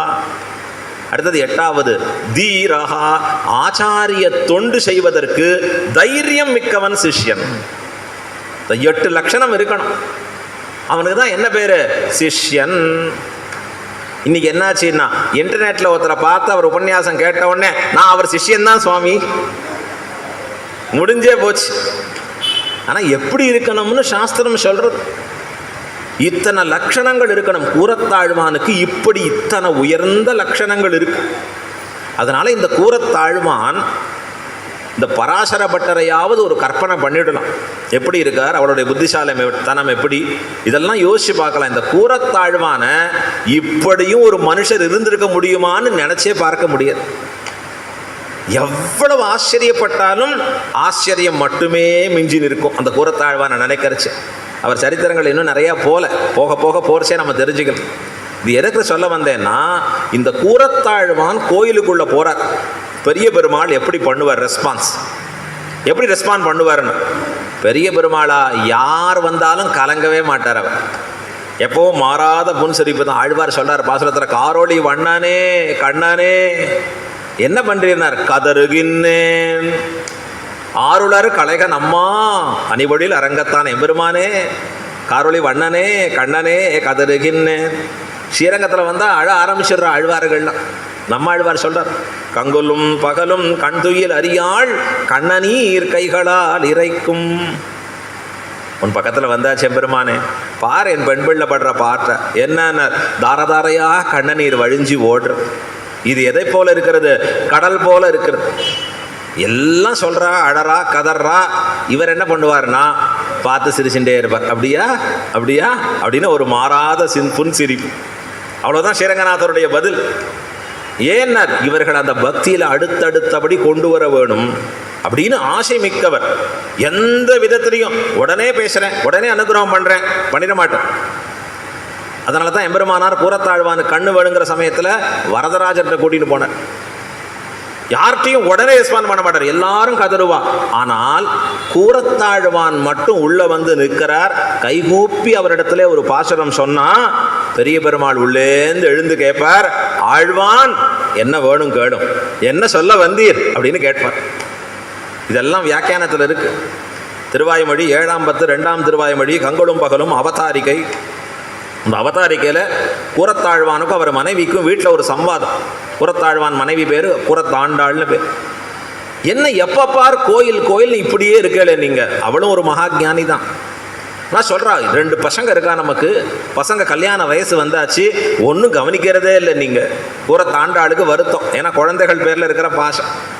அந்த காலத்தில் 8-10 வயசு வந்தாலே கல்யாணத்துக்கு பார்க்கணும். இந்த காலத்தில் டைரக்டாக சஷ்யத்தை பொருத்தி தான் போல் இருக்கு. நீ போகிற காலத்தில் தெரியல. அப்படி காலம் பொறுமையாக ஆகட்டுமே, இப்போ படிக்கட்டுமே, அப்போ முடிக்கட்டுமே, எங்கே போகிறதோ தெரியல. அதற்கெல்லாம் காரணம் இருந்தது. பிஹேவியர் மோல்டு ஆகிறதுக்கு முன்னாடி பண்ணணும். சரி, அது ஒரு சயின்ஸ், அதை விட்டுடுவோம். இப்போ இங்கே வருவோம்.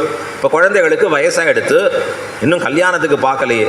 இன்னைக்கு கூரத்தாழ்வான்னு சொன்னார், யார் குடும்பம், இந்த யார் குடும்பத்துக்கு யாரை பார்த்து யோசிக்க சொல்கிறேன். ஆண்டாளுக்கு ஒன்றுமே நம்ம குடும்பம் தானே, இது நம்ம குழந்தைகள் தானேன்னார். இது பகவத் குடும்பம்னார் கூரத்தாழ்வான். இது யார் நீ சொன்னா என் குடும்பம்னு, ரங்கநாதன் குடும்பமா, ஸ்ரீரங்கநாதர் குடும்பம் இது. அவர் பார்த்துப்பார். கூரத்தாண்டாள் விட மாட்டேங்கிறார். அதெல்லாம் முடியாது, எதான ஏற்பாடு பண்ணுங்க. பெண் இல்லையா, என்ன பண்ண முடியும், இவரை தான் டிபெண்ட் பண்ண முடியும். கூரத்தாழ்வான் சொன்னார், சரி நான் ஏற்பாடு பண்ணுறேன். சரி, ஏதோ பண்ண போறார் போல் இருக்கு, மேட்ரிமோனியலுக்கு போக போறார் போல் இருக்கு, ரிஜிஸ்டர் பண்ண போறார் போல் இருக்கு நினைச்சிட்டு இருக்க ஆண்டாள் அடுத்த நாள் சொல்றா, கூரத்தாழ்வான் நான் பெருமாள் முன்னாடி பெரிய பெருமாள்கிட்ட புராணம் பாடிட்டு வருவேன், அந்த சமயத்தில் 2 பிள்ளையும் கூட்டிட்டு வான்னு. எங்க கூட்டின்னு வருதான், பெரிய பெருமாள்கிட்ட ரங்கநாதர்கிட்ட கூட்டின்னு வான்னு. ஆச்சரியம், இவர் ஏற்பாடு பண்றது அங்க வந்து அந்த 2 பிள்ளைகளை கூட்டின்னு வந்து நிறுத்துறா. கூரத்தாழ்வான் அங்கே புரோகிதர் பெருமாளுக்கு அற்புதமான ஸ்லோகங்கள் பாசுரங்கள்லாம் சொல்லி முடிக்கிறார். முடிச்சுட்டு அவருக்கு அவ்வளோதான், சொல்லி முடிச்சாச்சு. நேத்தி சொன்னதெல்லாம் ஞாபகம் இருக்கா. அவர் புறப்படுறதுக்கு தயாராகிறார். உள்ளேந்து பெரிய பெருமாள் எழுந்து கேட்கிறார், ஆழ்வான் ஒன்று சொல்வாய் போல் இருந்தாயி, ஏதோ பேசுறேன்னு நினைக்கிறீரேன்ட்டு. எல்லாரும் கதறுகின்னேன்னு சொன்ன பெரிய பெருமாள், கதற வச்ச பெரிய பெருமாள், கூரத்தாழ்வான்னா அவர் கேட்காம போயிட போறாரேன்னு இவருக்கு ஒரு பயம். தானே எழுந்து கேட்கிறார், ஏதோ சொல்லணும்னு நினைக்கிறீர் போல் இருக்கு. ஆழ்வானுக்கு ஒண்ணுமே புரியல, இது என்னது அப்படி திரும்பி பார்த்தா, ஓ 2 குமாரர்கள் நிற்கிறாங்க. ஓ இதைத்தான், ஆமா ஆமா ஒன்று சொல்லணும், என்ன வேணும் கேளுன்னா. நமக்கு ஒன்றும் வேண்டாம், எல்லாம் கொடுத்துட்டீர் தேவரீர், பரவாயில்ல சொல்லும்னார். இல்லை, இந்த 2 குமாரர்களுக்கும் கல்யாண வயசு வந்துடுத்துன்னு சொல்றவா சொல்றான்னு. இவருக்கு அதை பற்றி தெரியாது. வந்துடுதா இல்லையா என்ன சொல்கிறவாள்லாம் சொல்லிட்டு இருக்காளாம், வயசு வந்துடுத்துன்னு. உடனே வந்தது பாருங்க பெரியபெருமாள்கிட்டேருந்து அற்புதமான ஒரு திருவாக்கு. அதற்கு நீரோ கடவீர் நாமன்னோ கடவோம்னார் பெரிய பெருமாள். அதுக்கு நீயாப்பா, நான் தானப்பா, நான் தானப்பா பார்த்துக்க வேண்டியது. அது வார்த்தை சொல்றார், பகவத் குடும்பத்திற்கு நீரோ கரைவது. என்ன வார்த்தை சொல்றார் தெரியுமா? இந்த பகவத் குடும்பம் இது, அதற்கு நீரா கரைய வேணும். யார் கரைய வேணும்னா நாமே கடவோம். அதற்கு நம் பொறுப்புப்பா, நாம் பார்த்துக்கிறோம்ப்பா. வார்த்தை சொன்னார், போம் நாளைக்கு நடக்கும்னார். போயிட்டு வந்தார். அடுத்த நாள் பெண்களை கொண்டு வந்து கொடுத்து கல்யாணம் பண்ணி வச்சார். அற்புதமாக அப்படியே வியாக்கியானத்தில் இருக்கு. இது எப்படின்னா, எல்லாரும் ஸ்ரீரங்கநாதர்கிட்ட இறங்கி வரம் வேண்ட வேண்டும். ஆனால் ஸ்ரீரங்கநாதர் கூரத்தாழ்வானை பார்க்கிற பொழுது இவர் மனசிறங்கி ஏதான வரம் கேட்கக்கூடாதா, ஏதான கேட்கக்கூடாதான்னு கேட்பார். அப்படிப்பட்ட ஒரு பெண் பிள்ளையாக இருக்கிறவள் இந்த பாசுரத்தில் எழுப்பப்படுகிறாள். நோற்று சுவர்க்கம் புகுகின்ன அம்மனாய். எம்பெருமான் திருவடிகளிலே மகா விஸ்வாசம் இருக்கிறவள். நம்முடைய ரக்ஷகத்துவ பாரம் யாருடையது? எம்பெருமானுடையது. நாம் சுமக்க வேண்டியதில்லை. நம்ம பொறுப்பெல்லாம் அவர் திருவடியில் இறக்கி வச்சாச்சுன்னா அவர் பார்த்துப்பார் அப்படிங்கிற உறுதிப்பாடு பூண்ட ஒரு பெண் பிள்ளை. அந்த பெண் பிள்ளையத்தான் இந்த பாசுரத்தில் எழுப்புகிறாள் ரொம்ப ஆச்சரியமாக. இது 10வது பாசுரம். இந்த பாசுரங்களில் தமிழில் நோற்று சுவர்க்கம் இப்படி தான் அழுத்தி சொல்லணும். அந்த ரா பெரிய ராங்கிறச்சு அப்படி அழுத்தி சொல்லும்படியாக இருக்கணும். சிற்றம் சிறுகாலே. ஆனால் ஸ்ரீ வைஷ்ணவ சம்பிரதாயத்தில் ஒரு மரபு, எது பெருமாள் முன்னாடி விண்ணப்பம் பண்ணுறச்சேயும் கூட அது எம்பெருமானுடைய திருச்செவிக்கு இனிமையாக இருக்கணும். பெரிய பெருமாள் முன்னாடி எதுவும் போய் கத்தி சொல்லக்கூடாது, வேகமாக சொல்லக்கூடாது. ஏன்னர் இந்த ஆதிசேஷன் அழல் உமிழுமா, அவர் கோபம் வந்துடுமா, இன்னும் பெருமாள் முன்னாடி சவுண்டாக பேசுறீர். அவருடைய திருச்செவி இனிமையாக போய் விடணுமா அவர் காதில். ஆகையால என்ன பண்ணுவார்னா, இற்றான்னு வர இடங்கள்னா இத்தான்னு சொல்லி சேவிப்பா. சிற்றம் சிறுகாலே அப்படின்னு சொல்லாம சித்தம் சிறுகாலே வந்துன்னை சேவித்து உன் பொத்தாமரை அடியே அப்படின்பா. பொற்றாமரை அடியே அப்படிதான் சொல்லணும். சொன்னார்னா பெருமாளுக்கு கஷ்டமாக போயிடுமே அந்த சப்தங்கள். அப்படிங்கிறதுக்காக பொத்தாமரை அடியே இத்தாவாக மாற்றி சொல்லுவார்கள். இற்றா என்பதை இத்தா அப்படிங்கிறதாக மாற்றி அந்த சப்தத்தை எழுதரிச்சு இப்படி தான் எழுதணும். இதுக்காக எங்கேயாவது திருப்பாவை போட்டி வைக்கிறான் எழுத்துன்னா இப்படியே எழுதிட்டோம்னா பொத்தாமரை இத்தாமரைனா போச்சு, அது அர்த்தமே மாறி போயிடும். ஸ்ரீரங்கத்திலே ஸ்ரீ வைஷ்ணவத்திலே ஒரு மரபு, எம்பெருமான் முன்னாடி பாசுரம் விண்ணப்பிக்கிற பொழுது அவன் திருச்செவிக்கு அது சுகமாக சாத்த வேணும். எம்பெருமான் ரொம்ப ஆனந்தமாக அதை கேட்கணும். ஆகையால் என்ன பண்ணுவான்னா சித்தம் சிறுகாலே அப்படின்னு மென்மையாக ஆக்கி சொல்லுகிற வழக்கம் உண்டு. இங்கே உங்களுக்கு எப்படி வருதோ சௌகரியம் அப்படி சொல்லுங்க, தவறில்லை. இப்போ தான் பழகிறோம் நாம். இது 10வது பாசுரம். ஏன்னா இந்த பாசுரத்தில் எல்லாம் அப்படியே வரும். நோற்று சுவர்க்கம் அப்படி தான் வரும், வரக்கூடிய ஒவ்வொரு வரியும். முதல்ல ஒரு பாசுரம் அனுசந்தானம் பண்ணுவோம். நோத்து சுவர்க்கம் புகுகின்ன அம்மனாய் மாத்தமும் தாராரோ வாசல் திரவாதார் நாத்தத்துழாய் முடி நாராயணன் நம்மால் போற்றப் பறைதரும் புண்ணியனால் பண்டொரு நாள் கூத்தத்தின் வாய் வீழ்ந்த கும்பகர்ணனும் தோத்து முனக்கே பெருந்துயில்தான் தந்தானோ ஆத்த அனந்தலுடையாய் அருங்கலமே தேற்றமாய் வந்து திரவேலோர் எம்பாவாய். நோற்று சுவர்க்கம் புகுகின்ன அம்மனாய். நோன்பு நோற்று சுவர்க்கம் என்பது இன்பம், இடைவிடாது இன்பம் அனுபவிப்பதை சுவர்க்கம் என்கிற பதம் காட்டும். சுவர்க்கம் புகுகின்ற இன்பத்தை அனுபவிக்கக்கூடிய சங்கல்பம் செய்திருக்கக்கூடிய அம்மனாய், அழகிய பெண்ணே, அம்மா அப்படின்னு அர்த்தம். மாற்றமும் தாராரோ, நாங்கள் பேசுகிறோம் மொழியோ, ஒரு வார்த்தை பேசுகிறோம் நாங்கள் எல்லாம். ஆனால் நீ என்ன பண்ணுற? மாற்றமும் தாராரோ. பதில், மாற்றம் என்றால் பதில் உரைத்தல், பதிலும் சொல்ல மாட்டேங்கிற. வாசல் திறவாதார், வாசகதவியும் திறக்க மாட்டேங்கிற. மாற்றம், வாசல் திறவாதார் என்ன? உள்ள நாற்றத்துழாய்முடி நாராயணன், திருத்துழாய் மாலை அணிந்திருக்கக்கூடியவன், நறுமணம் மிக்க திருத்துழாய் மாலை அணிந்திருக்கக்கூடிய நாராயணன். இந்த நாராயணன் எப்படிப்பட்டவன்? நம்மால் போற்ற பறைதரும் புண்ணியனால். நாம் சென்று அவனை தொழுது சேவித்து நிற்க நாம் வேண்டிய, நமக்கு வேண்டிய பறையை கொடுக்கக்கூடிய புண்ணியனான பகவான். தானே ஒரு புண்ணியன் எம்பெருமானே. பண்டொரு நாள் அந்த எம்பெருமானாலே புண்ணியனால், பண்டொரு நாள் முன்பு ஒரு காலத்திலே கூற்றத்தின் வாய் விழுந்த, கூற்றம் என்றால் யமன், யமனுடைய வாயிலே விழுந்திருக்கக்கூடிய ஒருவன் இருந்திருக்கான். யாருன்னா கும்பகர்ணனும். கும்பகர்ணன்னு சொல்லக்கூடியவன் ராவணனின் தம்பி. கூற்றத்தின் வாய் விழுந்த கும்பகர்ணனும் தோற்றும் உனக்கே. கும்பகர்ணன் நல்ல தூக்கத்தில் எக்ஸ்பர்ட். அந்த கும்பகர்ணன் உன்னை பார்த்து என்ன பண்ணானா? தோற்றும் உனக்கே, அம்மா உன்கிட்ட தோற்று போயிட்டேம்மா அப்படின்னு, தோற்றும் உனக்கே பெருந்துயில் தான் தந்தானோ. பெரிய தன்னுடைய துயிலை ஓன்ட்ட கொடுத்துட்டு போயிட்டாரா? ஆற்ற அனந்தலுடையாய், மிகுந்த சோம்பலை உடையவளாக இருக்கக்கூடியவளே, பகவத் அனுபவத்தாலே அருங்கலமே, எங்கள் கோஷ்டிக்கு அழகான ஆபரணமே, தேற்றமாய் வந்து தீர.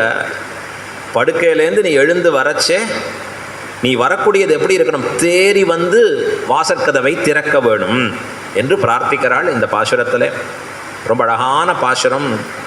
உயர்ந்திருக்கக்கூடிய ஆழ்ந்த அர்த்தங்களை ஆண்டாள் வெளியிடுகிறார். நோற்று சுவர்க்கம் புகுகின்ற அம்மனாய் அப்படின்னு தெரிவிக்கிறார். நீ நன்றாக நோன்பு நோற்று சுவர்க்கம் புக வேணும். சுவர்க்கம் அப்படிங்கிற பதம் மூன்றாவதாக சொல்லக்கூடிய லோகத்தை உலகத்தில் சாதாரணமாக குறிக்கும். நாம் வாழற லோகத்துக்கு பேர் பூலோகம்னு பேர்.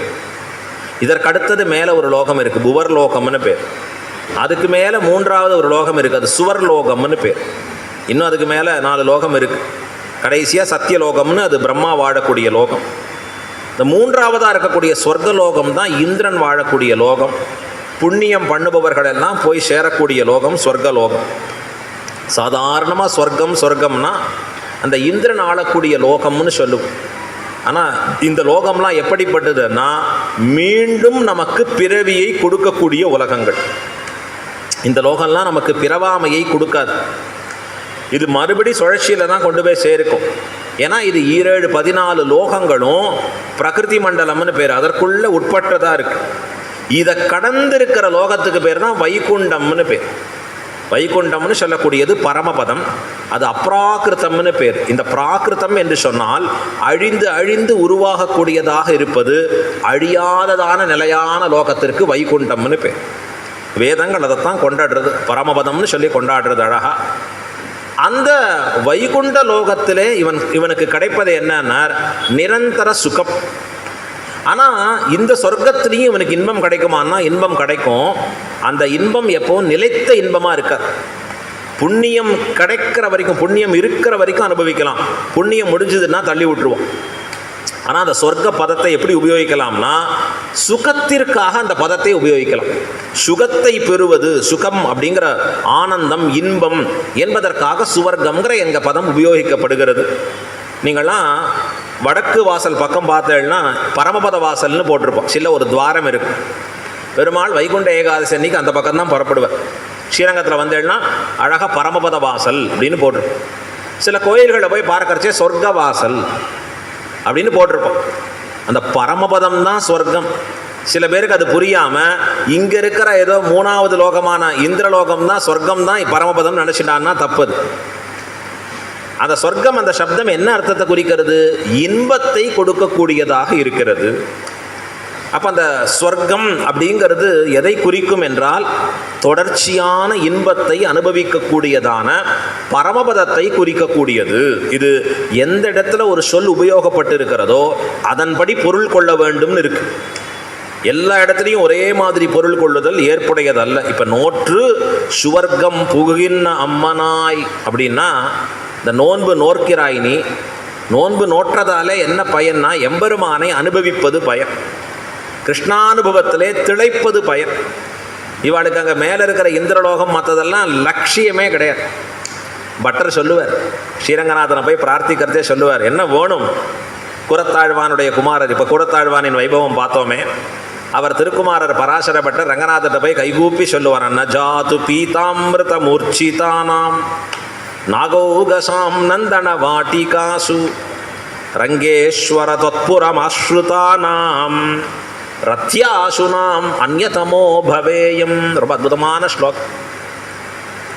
ஸ்ரீரங்கநாதரை பார்த்து பட்டர் சொல்கிறார், ரங்கநாதா ந ஜாது பீதாமிருத, அமிர்தங்களை குடித்து கொண்டு நன்றாக மயங்கி விழுந்து ஏதேதோ சில பெண்கள் இருக்கா, அவர்களோட கூட போக்கியத்தை அனுபவிக்கக்கூடிய ஒரு இன்பத்தை அனுபவிக்கக்கூடியதாக இருக்கக்கூடிய ஸ்வர்கலோகம்.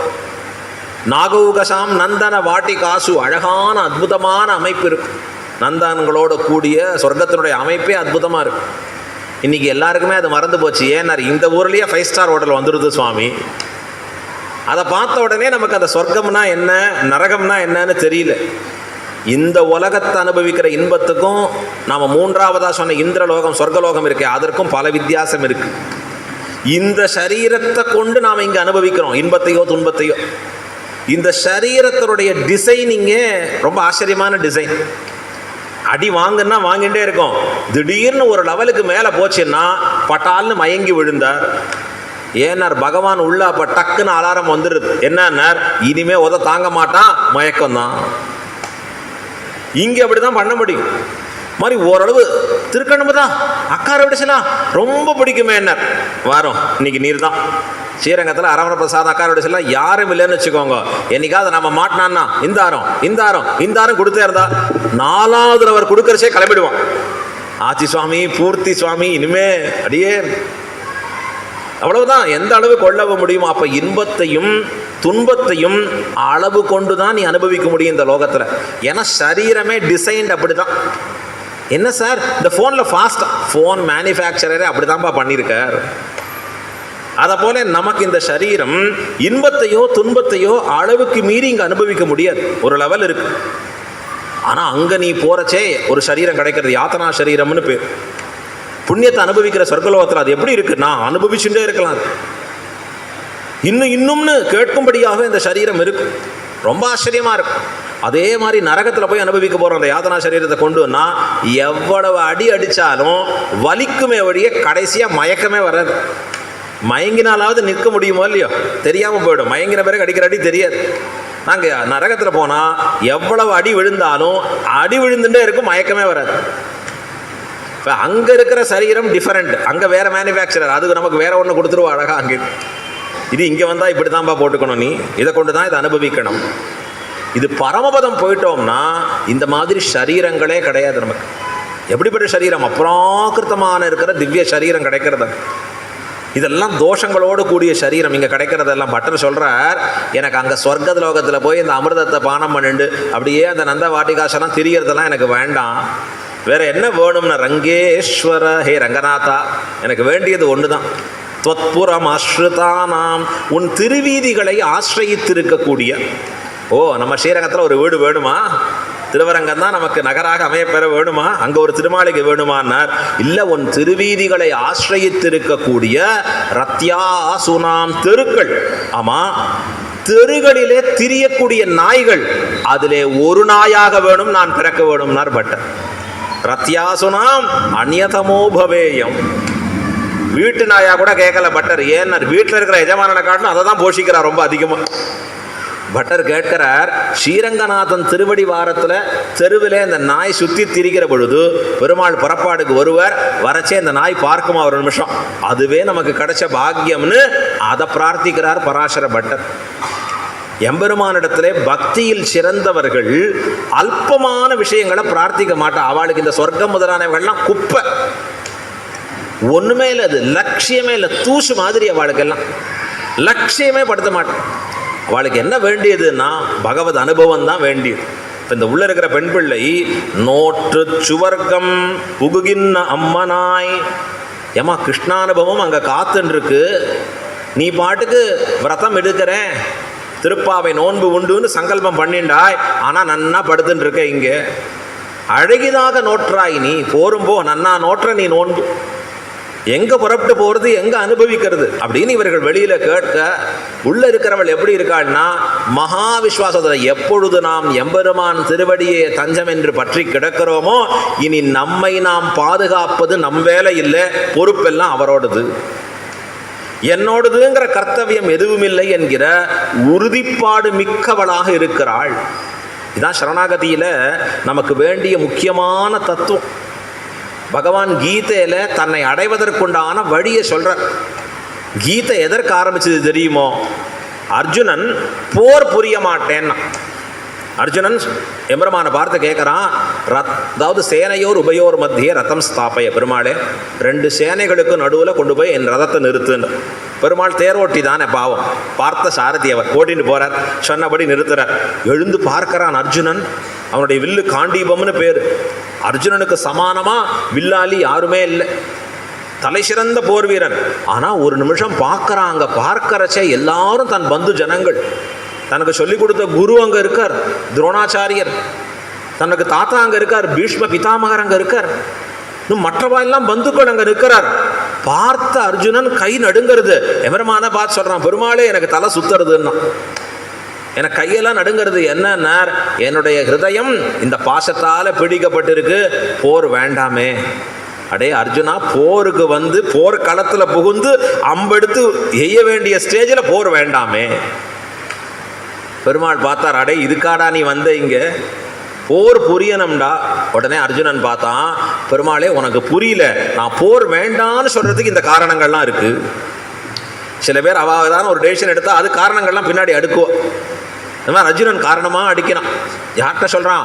எம்பெருமான்கிட்ட சொல்கிறான். இப்போ போர் புரியறோன்னு வச்சுக்கோ, போர் புரியறோன்னா நாமளே ஜெயிச்சிட்டோன்னு வச்சுக்கோங்க. ஆமாம், நாமளே ஜெயிச்சிட்டோம். என்ன ஆகும்? எத்தனை பேர் இறந்து போயிருப்பா, இறந்தவர்கள் மனைவி என்ன ஆயிருப்பா, அப்போ அவர்களுடைய வாழ்க்கை என்ன ஆகும்? அப்போ அவர்கள் வெவ்வேறு திக்கில் மாறி போனால் நாம் போர் புரிந்து என்ன பயன்? வெற்றி அடைஞ்சு என்ன பயன்? போயிட்டு போகிறது. போர் புரிஞ்சு வெற்றி போயிட்டோம், எல்லா சொந்தக்காரனும் செத்து போயிட்டான், இனிமே போர் புரிஞ்சு லாபம் வந்து என்ன பயன்? பெருமாள் பார்த்தார், அர்ஜுனா இந்த டிஸ்கஷன் நீ வீட்டில் வச்சுட்டு இருக்கணும்டா, இங்கே வந்து போர் புரிய மாட்டேன்னு சொல்கிறியேடா. அவனுக்கு ஒன்றுமே புரியல. அர்ஜுனனுக்கு தலை அப்படியே சுற்றி நிற்கிறான், எம்பெருமான்கிட்ட கைகூப்பி நிற்கிறான். கடைசியாக பெருமாளை பார்த்து சொல்கிறான், நான் உன்னை குருவாக ஏற்றுக்கொள்ளுகிறேன், எனக்கு உபதேசம் பண்ணு. இந்த ஒரு வார்த்தை குருவாக இருக்கிற வாழ்கிட்ட சொல்லிட்டேன்னா போகிறோம், அப்படியே பிடிச்சி தூக்கிடுவோம். பெருமாள் அதான் பண்ணார். போர் புரிய மாட்டேங்கிறவனை போர் புரின்னு சொல்லணும். அவர் என்ன பண்ணார் தெரியுமா? இதுதான் சாக்கு, நமக்கு அர்ஜுனன் கிடைச்சா பாருன்னு 700 ஸ்லோகங்களை உபதேசித்தார். என்ன ஆச்சரியம் அது! அற்புதமான விஷயங்கள். வேதாந்தங்கள் என்னென்ன சொல்லப்பட்டு இருக்கிறதோ அந்த தத்துவங்களை எல்லாம் உள்ளடக்கி எம்பெருமான் 700 ஸ்லோகங்களாக வருஷித்தான் அர்ஜுனனுக்கு. 18 அத்தியாயம் கீதை. உலகமே அந்த பகவத்கீதையை படிச்சுட்டு இருக்கு. இன்னைக்கு கொண்டாடுறது பகவத்கீதை. நாம் பாரத தேசத்தில் தான் இருக்குன்னு நினைக்கிறேன். இருக்கு. இந்த 18 அத்தியாயத்தில் இந்த மனிதன் உய்வதற்குண்டான வழி என்னன்னு காண்பிக்கிறான் பகவான். ஆச்சரியமான அத்தியாயங்கள். முதல்ல தொடங்குகிறார் 2ஆம் அத்தியாயத்திலேருந்து. தேகத்திற்கும் ஆத்மாவுக்கும் இருக்கிற வேறுபாடு என்ன? தேகாத்ம விவேக ஞானம். முதல்ல இந்த சரீரம் வேற, ஆத்மா வேற, இதை தான் ரெண்டையும் புரிந்து கொள்ள வேணும் சொல்றார் எம்பெருமான். அடே அர்ஜுனா, இந்த உடல் வெட்டப்படும், இந்த எரிக்கப்படும், இந்த உடலானது மழையில நனைக்கப்படும், இந்த உடல் நெருப்பால எரிக்கப்படும், என்ன வேணா இந்த உடலை பண்ணலாம். ஆனா ஆத்மாவை வெட்ட முடியாது, அழிக்க முடியாது, சுட முடியாது, ஒன்றும் பண்ண முடியாதுப்பா. இந்த ஆத்மாங்கிறதான் நிலையானதுப்பா. நீ வேற, உன்னுடைய உடல் வேறப்பா. அழியாததுப்பா ஆத்மா, அழியக்கூடியதுப்பா இந்த சரீரம் உடலானது. ஞானம் உடையது ஆத்மா, ஞானம் இல்லாதது சரீரம். மீண்டும் மீண்டும் பிறவி எடுக்கக்கூடியதாக இருப்பது உடல். அதுக்கு தான் இந்த கர்ம சம்பந்தம் இருக்கு. அது இல்லாதது ஆத்மா என்று உபதேசம் பண்றார் எம்பெருமான். அங்க தொடங்கி ஆரம்பிச்ச 700 ஸ்லோகங்கள்ல அர்ஜுனனுக்கு வருஷித்தார். இது எதை போலேன்னார், பசுமாட்டில் பெருமாள் ரொம்ப அழகாக பாலை கறக்கிறார். அவர் கோபாலகர் இல்லையா? பசுவிடத்திலிருந்து வேதாந்தங்கள் இருக்கே, அந்த அர்த்தங்கள் தான் பால். பசு அப்படி வருஷிக்கிறது அந்த வேதாந்தங்களுடைய சாரமான அர்த்தமாகிற பகவத்கீதையை. அந்த கறக்கக்கூடிய எம்பெருமான் முதல்ல என்ன பண்ணுறாருன்னா, ஃபஸ்ட்டு நாம் என்ன பண்ணுவோம், கண்ணுக்குட்டி கொஞ்ச நாளைக்கு கொடுப்போம். கண்ணுக்குட்டிக்கு எது கொடுக்குறான்னா, அப்புறம் மால்ட்டே நாம பால் கறக்கிறது. அர்ஜுனன் தான் கண்ணுக்குட்டியான். முதல்ல கண்ணுக்குட்டி கொஞ்சம் காமிச்சிட்டு எம்பெருமான் முழுக்க அர்த்தங்களை நமக்காக உபதேசித்தான். ஆச்சரியமான அர்த்தங்களை சொல்கிறார். அதில் கர்மயோகம்னா என்ன, ஞான யோகம்னா என்ன, பக்தி யோகம்னா என்ன, என்னை அடைவதற்குண்டான வழிகள் எப்படிப்பட்டவைகள்னு விதவிதமாக அர்த்தங்களை காண்பிக்கிறார். ஒவ்வொரு அத்தியாயம் முடியறச்சையும் கேட்ட அர்ஜுனன் கலங்கி கலங்கி விழறான். ஏதோ பெருமாளே ஒன்று மாற்றி அடுத்தது எளிமையாக சொல்லுவீர் பார்த்தா ஒன்று சொன்னீர், அதுக்கு மேலே இன்னொன்று கஷ்டமாக இருக்குது. அர்ஜுனா இது கஷ்டமாக இருக்கா, அடுத்தது இதை சொல்கிறேன் கேளுனர், அது இன்னும் கஷ்டமாக இருக்குது. நான் எதை ஃபாலோ பண்ணுறதுன்னார்.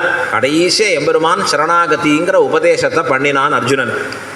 எல்லாவற்றையும் விட்டு என் திருவடியே தஞ்சமாக பற்றுமாம் ஏகம் சரணம் பிரஜ, எல்லாத்தையும் விடு, சர்வதர்மான் பரித்யஜ என்று கீதையில் 18வது அத்தியாயத்தில் வரக்கூடிய அற்புதமான ஒரு ஸ்லோகம்.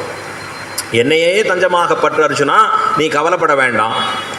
இதற்கு அற்புதமாக நம்முடைய சீவைஷ்ணவ சம்பிரதாயத்தில் ஆச்சாரியர்கள், குறிப்பாக சுவாமி ராமானுஜர் இந்த அர்த்த விசேஷங்களை எல்லாம் உள்வாங்கி அடுத்தடுத்த சிஷ்யர்களுக்கு மிக விரிவாக இந்த அர்த்தங்களை எடுத்துரைத்தார்கள். சரணாகதி அப்படின்னு சொன்னால் ரொம்ப எளிமையானது ஒன்று. எம்பெருமான் திருவடியிலே பொறுப்பு கொடுக்கறது. இது சொல்கிறார். பிரபத்தி அப்படின்னா என்ன? பகவத் பிரவருத்தி விரோதி ஸ்வப்பிரவருத்தி நிவர்த்தி ரேவ பிரபத்திஹி. அவ்வளோதான், ரொம்ப சுலபம் இது. பகவான் நம்மை நோக்கி செயல்படக்கூடிய சமயத்தை அவன் செயல்பட முடியாதபடி அதற்கு விரோதமாக என் காரியத்தை நானே பாற்றுக்கொள்கிறேன் என்று சொல்லாமல் இருத்தலே பிரபத்தி. புரியலையே எப்படி? என்ன தாத்தா குழந்தைய எடுத்து தன் மடியில் உட்கார வைக்கணும்னு கீழே குனிஞ்சு தூக்கரிச்சு குழந்தை தாத்தா கையை தட்டி விடாமல் இருந்தாலே போரும். தாத்தாவே அழகாக தூக்கிப்பார், அந்த குழந்தைய எடுத்து தன் மடியில் உட்கார வச்சுப்பார். இந்த குழந்தை எதை பண்ணக்கூடாது, தட்ட வேண்டாம், போ தாத்தா வேண்டாம் போ அப்படின்னு சொல்லாமல் இருந்தால் போ. பகவான் நம்மை அங்கீகரிக்கிற பொழுது, ஸ்வீகரிக்கிற பொழுது அவன் வேண்டாம் என்று தட்டாமல் அவன் திருவடிகளிலே நான் உன் திருவடியே தஞ்சமாக பற்றுகிறேன் என்கிற விஸ்வாசத்தோடு இருக்கானே, அவன்தான் பிரபன்னன். இந்த பிரபன்னனுக்கு என்ன பண்றான் எம்பெருமான்னா, அவன் பொறுப்பை நான் என் தலையால் சுமக்கிறேங்கிறான் எம்பெருமான். அதுதான் கூறத்தாழ்வான்ட்ட பார்த்தோம் நாம. இப்போ இந்த இடத்துல ஒரு பெரிய கொஸ்டின் வந்தது. என்ன கொஸ்டின்னா, பிரபன்னன் சரணாகதி, பெருமாள்கிட்ட திருவடி சம்பந்தம், ஆச்சாரிய திருவடி சம்பந்தம் பண்ணிட்டோம், அழகாக மோட்சத்துக்கு உண்டான மார்க்கம், அதில் புறப்படலாம், நம்ம வாழலான்னு இருக்கிறச்சே உலகம் பல பேர் அதை ஃபாலோ பண்ணலை.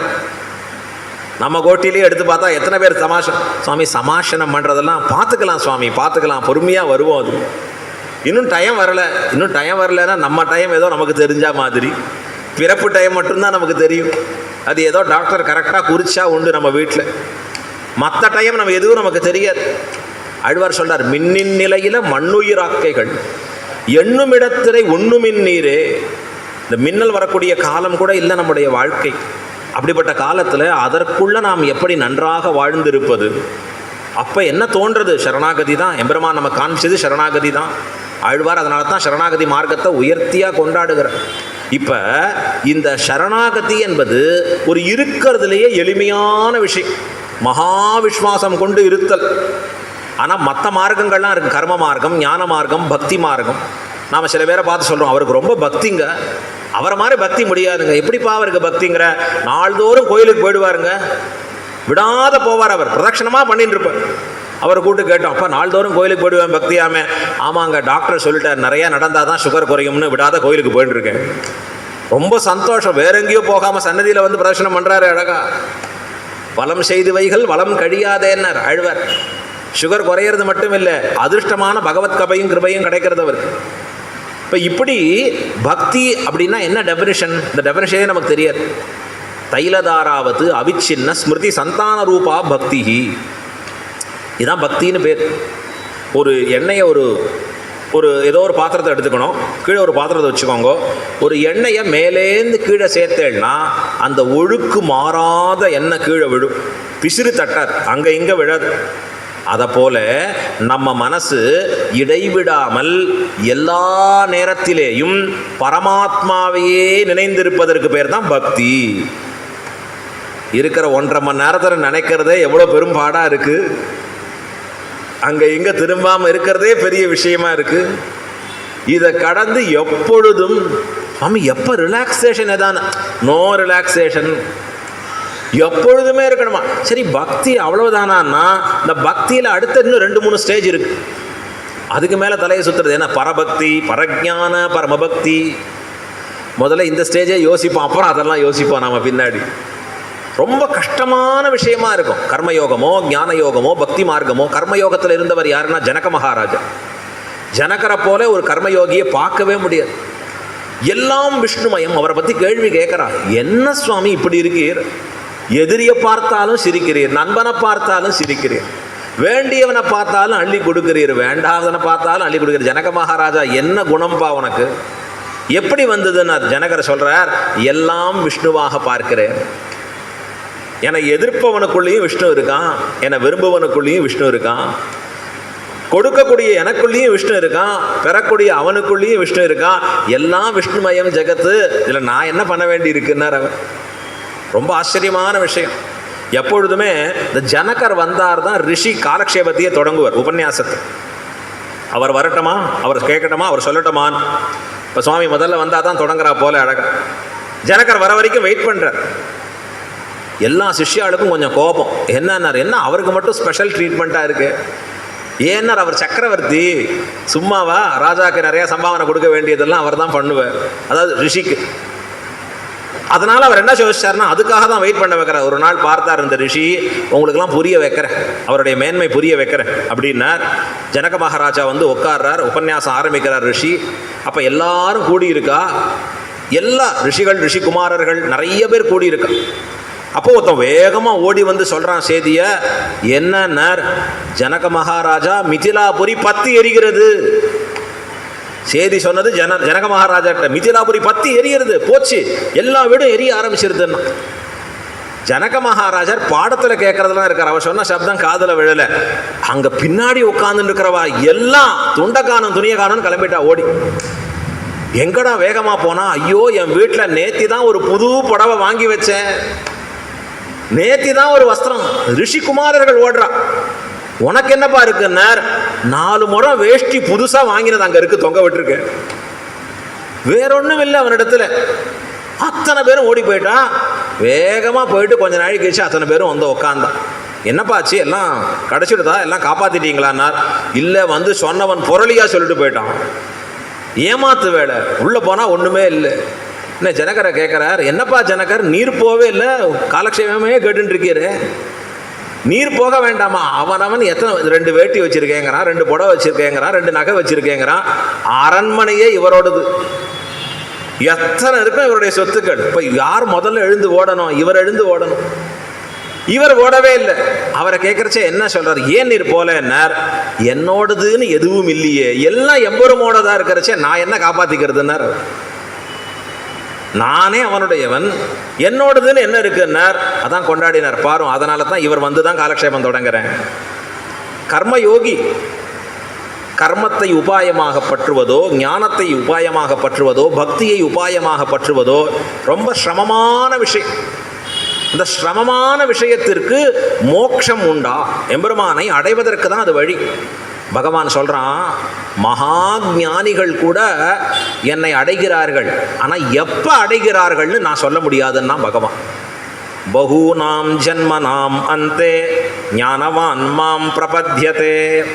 கீதையில் சொல்கிறான் எம்பெருமான் வார்த்தை, பகூனாம் ஜன்மனாம் அந்தே. எத்தனையோ ஜன்மங்கள், எண்ணில்லாத ஜன்மங்கள் கடந்து ஞானி என்னை அடைகிறான். ஞானினா எப்படி இருக்கிறவன்? உண்ணும் சோறு, பருகும் நீர், தின்னும் வெற்றிலை, எல்லாம் கண்ணன். உங்களுக்கு சொன்ன டெஃபினேஷன் பக்திங்கிறது, அதை வச்சு பார்த்துக்கோங்க. அந்த ஞானியே பல பிறவிகள் கடந்து, சரி சுமாராக எத்தனை பிறவி? ஒரு 5 பிறவி, 10 பிறவி. நமக்கு எப்போவுமே நம்பர் வேணும் கரெக்டாக. பெருமாள் சர்வஜர், அவர் அறியாதவர் இல்லை. அவர் ஒரு நம்பரை சொல்லலாம், ஆனால் அவரே என்ன சொல்கிறாருன்னா, என்னால் நம்பர் சொல்ல முடியாது. என்ன சொல்ல முடியும்னார், பல்பல பிறவிகள் கடந்து என்னை அடைகிறான். ஏன்னர் அவன் எப்பொழுது அதை முதிர்ச்சி அடைகிறானோ அப்பதான் அவன் என்னை அடைவதற்கு தகுதியாகிறான். சாதாரணமாக பார்த்தோம், ஆதிபரதர் சரித்திரத்தை பார்த்தோம். எத்தனமான விஷயங்கள். ஒரு மானிடத்திலே ஆசை ஏற்பட்டது, போச்சு பிறவியே. அடுத்த பிறவி மானா பிறக்கக்கூடிய சரித்திரங்களை பார்க்கிறோம். எத்தனை விதமான சரித்திரங்களை பார்க்கிறோம். இந்த சரித்திரங்களை பார்க்கறச்ச என்ன தெரிகிறது? எந்த ஜென்மால நான் மோட்சத்தை அடைவனோ இவனுக்கும் தெரியாது, எம்பெருமானுக்கும் தெரியாது. ஆனால் அடைவான் கண்டிப்பாக. எத்தனையும் பிறவிகள் கடந்து சரணாகதி பண்ணா எப்படின்னா அந்த பிறவியின் முடியிலேயே மோட்சம். எம்பெருமான் திருவடிகளில் நாம் சரணாகதி பண்ணுறோம். ஆச்சாரியனை முன்னிட்டு கொண்டு வைஷ்ணவத்தில் சங்கச்சக்கரதாரியாக மாறுறோம். சக்கரப்பொறி ஒத்தி கொண்டு என்னையும் என் உடமையும்னு நம்ம பெரியோர்கள் எல்லாம் பண்ணிட்டு இருக்கா. வந்து வழி ஆட்செய்கின்றோம். எந்தை தந்தை தனதம் மூத்தப்பன் 7 படிகால் தொடங்கி வந்து வழி ஆட்செய்கின்றோம். இப்போ எங்களுக்கு சங்கச்சக்கரதாரணம் எப்போலேருந்துன்னா கூரத்தாழ்வான் காலத்துலேருந்து 1000 வருஷம் ஆச்சு. தொடர்ந்து வருது இந்த பரம்பரையில் இப்படி விடாமல். இப்போ நாம் செய்யக்கூடிய கர்மயோகமோ ஞான யோகமோ ரொம்ப பக்தி யோகமோ பெருசாக இல்லை. ஆனால் சரணாகதி பண்ணியிருக்கோம். எப்போ மோட்சம்னார்? இந்த பிறவியின் முடிவிலேயே மோட்சம். அழகாக சொன்னார் ஆழ்வார், மரணமானால் வைகுந்தம் கொடுக்கும் பிரான் சரீர அவசானே மோக்ஷா. வரதராஜருடைய வாக்குது. இந்த சரீரம் விழுகிற பொழுது என்னால் உனக்கு முக்தி அளிக்கப்படுகிறது. இப்போ இது ஒரு கேள்வி எழுது. நஞ்சியருங்கிற ஆச்சாரியர் பட்டரிடத்தில் போய் கேட்குறார். பராசர பட்டரை பார்த்து கேட்குறார், ஏன் சுவாமி ஒருத்தன் கஷ்டமான மார்க்கத்தில் போகிறான், கர்மம் ஞானம் பக்தி எல்லாம் இருக்கக்கூடிய கஷ்டமான மார்க்கம், அதில் போகிறவனுக்கு மோட்சம் எப்போ கிடைக்கிறதுன்னு தெரியல. ரொம்ப சுலபமான மார்க்கமாக சரணாகதி இருக்குது, இதில் போகிறவனுக்கு மோட்சம் நிச்சயம். அடுத்த பிறவியில், அதாவது அடுத்த பிறவி கிடையாது அவனுக்கு மோட்சம். இது எப்படி ஒத்துக்க முடியும்? இது எப்படி ஈஸியாக ஆக்க முடியும்? சிஏ எக்ஸாம்னு ஒன்று வச்சுருக்கான், சார்ட்டர் அக்கௌண்டன்ட்டுன்னு. அது அங்கே போய் படிக்கிறவாளை கேட்டெல்லாம் அது பேர் சிஏ இல்லை சுவாமி, சார்ட்டர் அக்கௌண்டன்ட் இல்லை, கம் அகைன்னு பேர். அது பேர் கம் அகைன்னா அடுத்த மீண்டும் வா மீண்டும் வா இதெல்லாம் சொல்லுவா. ஒரு ராஜா இத்தனை முறை படையெடுத்தான். இதில் சிஏல கேட்குறச்ச எத்தனை அட்டம்ப்ட்டு? 5. நான் ஒரு 10 அட்டம்ப்ட்டு. இப்படி தான் சொல்ல முடியும் அங்கே போகிறச்சு. ஏய் நான் 12டா அப்படின்னு பெருமையாக பேசிக்கணும். அவ்வளோ தடவை போய் முயற்சி பண்ணி கடைசியாக பாஸ் பண்ணலாம். அப்படிப்பட்ட படிப்பாக இருக்க ஒரு படிப்பு இருக்குது. ஒருத்தர் சொல்கிறார், சிஏ எக்ஸாமில் நான் என்ரோல் பண்ணாலே பாஸ் தான் அப்படின்னு சொன்னால் அப்போ அந்த படிப்புக்கு வேல்யூ இருக்குமா? இன்றைக்கி அந்த படிப்புக்கு எதனால் வேல்யூ? கஷ்டப்பட்டு முடித்தாதான் கிடைக்கிறது. இப்போ பெருமாள்கிட்ட கஷ்டப்பட்டு இருக்கிறவனுக்கு கர்மஞான பக்திகளாலே மோட்சம் உண்டு. ஆனால் எந்த பிறவிலேன்னு சொல்ல முடியல. சரணாகதி பண்ணுறான், ஆச்சாரியன் மூலமாக திருவடி சம்பந்தம் பெற்றுக்கொள்கிறான், அவனுக்கு மோட்சம் நிச்சயங்கிறாலே இது விரோதமாக இருக்கு. என்ன? கடினமான உழைப்பை உழைப்பவனுக்கு பலம் கிடைப்பது அரிதாக இருக்கு. எளிமையான உபாயத்தை செய்யுபவனுக்கு கிடைக்கிற பலன் உடனே உயர்ந்ததாக இருக்கு. உதாரணத்திற்கு நான் சொல்கிறேன் வச்சுக்கோங்க. எப்படி? ஒரே 1 ரூபா கொண்டு போனால் ஆடி காரை வீட்டுக்கு ஓட்டிக்கொள்ளுங்கள். ஆடி கார்னா இருக்கிறதுலே காஸ்ட்லியஸ்ட் கார், மெர்சடஸ் பென்ஸ் ஏதான பேர் வச்சுக்கோம். 1 ரூபா கொடுத்தால் போகிறோம். இன்னொரு இடத்துல சொல்கிறார், 1 லட்சம் ரூபாய் கொடுத்தால்தான் ஒரு கப்பில் உங்களுக்கு பால் கொடுப்பேன் அப்படின்னா இது விரோதமானா இருக்குது. அது குறைச்சலாக இருக்கணும், இது ஜாஸ்தியாக இருக்கணும், மாறி இருக்கு. கஷ்டமான கர்மஞான பக்தி யோகங்களுக்கு பலன் தாமதமாகுது, சுலபமான சரணாகதிக்கு பலன் உடனே கிடைக்கிறது கை மேலே. எதனாலேன்னார் பராசர பட்டர் அற்புதமாக சொன்னார். இப்போ இவாள்லாம் வெறும் கனவு கண்டு இருக்கிறார்களான்னு கேட்டார் நஞ்சியர். பகல் கனவு கண்டு கொண்டு இருக்கிறார்களா? ஏதோ சோறு மூட்டை கட்டிண்டு நம்மெல்லாம் மோட்சம் கிடைக்க போகிறதுன்னு நினச்சிட்டு இருக்காளான்னார். பராசர பட்டர் அற்புதமான பதில் உரைத்தார். நஞ்சியா, நீ கேட்ட கேள்விக்கு சமாதானம் அதிலேயே இருக்கு, பொருந்தி இருக்கு. கர்மஞான உபாயங்கள் எல்லாம் கஷ்டமான உபாயங்கள், பலம் கிடைப்பது சந்தேகம், எப்பன்னு சொல்ல முடியாது. சரணாகதி எளிமையானது, பலன் கிடைப்பது உறுதி. இதில் எப்படி பொருந்தும்னார்? ரொம்ப சுலபம். கர்மஞான பக்தி யோகங்களில் இந்த ஜீவாத்மா நான் இருக்கேன்னு நான் என்ன சொல்கிறேன்னா, பகவானே நானே முயற்சி பண்ணுறேன், நானே பார்த்துக்கிறேன், நானே இதை பண்ணி வரேன் அப்படின்னு சொன்ன உடனே எம்பெருமான் எல்லாவற்றையும் அவன் தலைமையில் வைத்து விடுகிறான். போட்டோம், நீ பண்ணிட்டு வா பொறுப்பா. எப்போ நீ கர்மஞான பக்தி யோகத்தில் சிறந்து வரையோ அப்போ என்னை சேர்ந்துவான்னு சொல்கிறான். எப்போ பிரபத்தி சரணாகதி என்பதிலே இவன் என்னிடத்திலே எதுவும் இல்லை, எல்லாம் உன் பொறுப்பு, எல்லாம் நீர் தான் எனக்கு தனக்கேயாக என்னை கொள்ள வேணும், தேவரீருக்கு உரித்தானவனாக என்னை ஆக்கி அருள வேணும் என்று எல்லாம் அவன் பொறுப்பிலே விட்டு இருக்கிறானோ அப்ப பெருமாள் இவனுக்கு மோட்சத்தை கொடுத்தே தீர வேண்டிய கட்டாயம். இவனா பண்றான் சேத்தனன்னா குறைகளோடு கூடியவர்.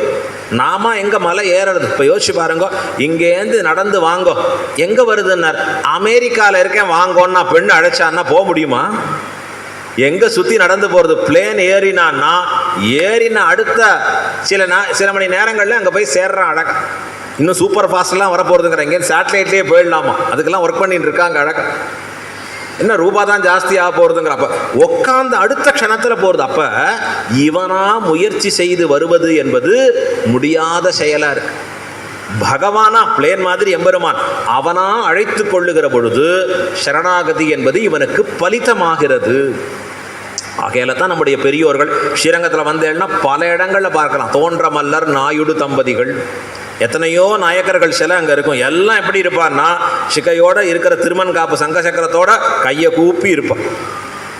ரொம்ப ஆச்சரியமா இருக்கும். ஏன்னா நிறைய கைங்கரியம் ஸ்ரீரங்கநாதருக்கு பண்ணி இருக்கிறார்கள். எல்லா இடங்கள்லையும் அவர்கள் ராமானுஜ சம்பந்தம் பெற்றவர்களாக அங்கே பார்க்கிறோம். ஏன், எதனாலே? இந்த அர்த்த விசேஷங்களை எல்லாம் அறிந்து தேறினவர்களாக இருக்கிறார்கள். இதைத்தான் இங்க சொல்றா, நோற்று சுவர்க்கம் புகுகின்ற அம்மனாய், இடைவிடாததாக இருக்கக்கூடிய பரமபதத்தை அனுபவிக்க வேணும் என்று இவள் நோற்றிருக்கிற நோன்பிலே இவளுக்கு வேண்டியது என்னன்னா ஒன்னே ஒன்று, பகவான் திருவடிகளிலே மகா விஸ்வாசம். என்னை அவர் ரட்சிப்பார் என்கிற ஒன்றுதான் சரணாகதியில் வேண்டியதொன்று. மற்ற எது இருக்கோ இல்லையோ என்னை ரட்சிக்கிற பொறுப்பு எம்பெருமானை சார்ந்தது. அவர் திருவடியில் முழுவதுமா வைத்து நிற்கிறேன். திரௌபதி தன்னைத்தானே ரட்சிக்கலான்னு புடவையை பிடிச்சு இழுத்து நின்னான். துரியோதனன் துச்சாதனன் எப்படிப்பட்ட பயல்கள் அவர்கள் எல்லாம் அப்படின்னா, தின்றே பெருத்தவர்கள், உடம்பு நன்னா சாப்பிட்டு சாப்பிட்டு சாப்பிட்டு அப்படி பலம் இருக்கிறவர்கள். அவர்கள்ட்ட இவள் பண்ண முடிஞ்சுதா? எப்ப எல்லாவற்றையும் விட்டு கையை தூக்கி உயர்த்தி கிருஷ்ணா நீயே தஞ்சம்னாலோ அப்ப அடுத்த க்ஷணம் அருள் புரிய தொடங்கினான் பகவான். கஜேந்திர அழுவான். ஒரு யானை முதலை வாயிலே அகப்பட்டு சிரமப்பட்டு இருக்கு, சண்டை போட்டு இருக்கு 1000 தேவ வருஷம். இது இழுக்கிறது அது இழுக்கிறது, இது இழுக்கிறது அது அழுக்கிறது. எப்ப அது என்னால் ரட்சிக்க முடியாது என்னை, பெருமாளே நீயே தஞ்சம் நாராயணா ஓ மணிவண்ணா அப்படி அடைக்கிறது. நாகணையாய் வாராய் என் ஆரிடரை நீக்காய் அப்படி அழைக்கிறச்சே எம்பெருமான் ஓடி வரான் அங்கேருந்து. அப்பதான் என்னை நான் காப்பாற்றிக் கொள்ள தகுதி அற்றவன். அந்த க்ஷணம் வரைக்கும் என்ன, நான் யானை தெரியுமா, என் பலம் எப்படி தெரியுமா, யானை பலம் தெரியுமா, என்னால் முடியாதது உண்டா? பெருமாள் என்ன பண்ணுவார், நீயே பார்த்துக்கோயே, உன்னால தான் முடிகிறதோ இல்லையோ, நீயே முயற்சிக்கிறாரோ இல்லையோ. எப்ப என்னால் முடியாது எல்லாம் உன்னால் என்று சரணாகதி பண்ணுகிறானோ அப்ப எம்பெருமான் இவனை தன் தலையால் சுமக்கிறான். இது தன்னுடைய பொறுப்பு என்று ஏற்கிறான். அதுதான் இங்க சொல்றார், நோற்று சுவர்க்கம் புகுகின்ற, இடைவிடாத சுகத்தை அனுபவிக்க வேணும். எங்க பரமபதத்துல போயின்னா என்ன நோன்பு நோக்க வேண்டும் நாம்னா எம்பெருமான் திருவடிகளிலே சரணாகதி பண்ணி இருத்தல். நமக்கு எல்லாம் அவர் தான், எனக்கு வேறு கதி இல்லை, எனக்கு வேறு புகழ் இல்லை. ஆழ்வார் சொல்றார், புகழுன்னில்லா வடியேன் உன் அடிக்கீழ் அமர்ந்து புகுந்தேனே. எனக்கு வேற யாரும் தஞ்சம் இல்லை, எனக்கு உம்ம திருவடியை ஒழிய வேறு புகழ் இல்லை, எனக்கும் ஒரு யோக்கியத்தை இல்லை. நானே முயற்சி பண்ணி வரேன், நானே எதான பண்ணி உன்கிட்ட சேர்றேன்னா நானே ஒரு பெரும் பூஜ்யம். என்னால் என்ன பண்ண முடியும்னா ஒன்று தான் பண்ண முடியும், நான் பூஜ்யம்ங்கிறத உன்கிட்ட ஒத்துக்கிறேன். எனக்கு ஒரு யோக்கியத்தையும் இல்லை, நீயே என்னை ரட்சிக்க வேணும். இப்படி விழுகிறாரே, அதற்கு மகா விஸ்வாசத்தோடு விழுகிறாரே, இதுதான் சரணாகதி. அந்த பெண் பிள்ளை எம்பெருமான் திருவடிகளில் அப்படி வைத்த விஸ்வாசம் உடையவளாக இருக்கிறாள். நான் ஏற்கனவே உதாரணம் வேற சொன்னேன். ட்ரெயினில் போகிறச்சே இவர் அது வரைக்கும் எல்லா சூட்கேஸு தலையில் எல்லா சாமான்களையும் சுமந்து வரார்.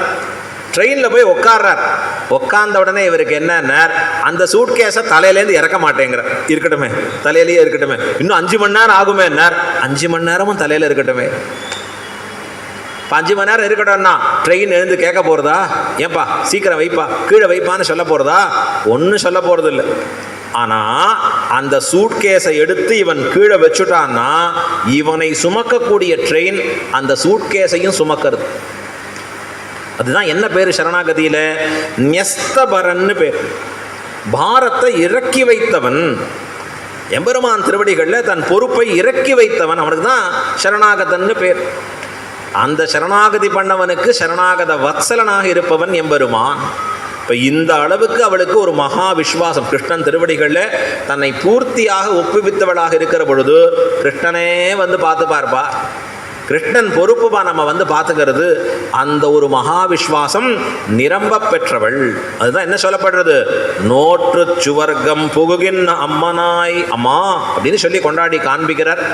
இன்னும் அர்த்தம் தொடர்ந்து பார்க்க வேண்டி இருக்கு. ஆனால் நாளை தினம் தொடருவோம். இன்றைக்கி ஒரு பாசனமாவது பூர்த்தி பண்ணணும். நாளைக்கு ஒரு இனிமேல் போகிற காலங்களில் 2 பாசனம் கூட சேர்ந்து பூர்த்தி ஆகலாம். அப்போ தான் நாம் பிடிக்க வேண்டியது. இப்போ 3ங்கிறது 4 லேக்கிங் ஆகிடுது. இந்த அர்த்த விசேஷங்கள் உள்ளே போக வேணும். ஏதோ சொன்னோங்கிறதுக்காக பிரயோஜனம் இல்லை. சொல்லப்பட்ட கருத்துக்கள் உள்ளே நமக்கு பூர்த்தியாக அமையப்பெற வேணும் அப்படிங்கிறதுக்காக ஆழமாக சொல்ல வேண்டிய விஷயமாக இருக்கிறது. இன்றைய பாசுரத்தை அனுசந்தானம் பண்ணி பூர்த்தி பண்ணி கொள்ளுவோம்.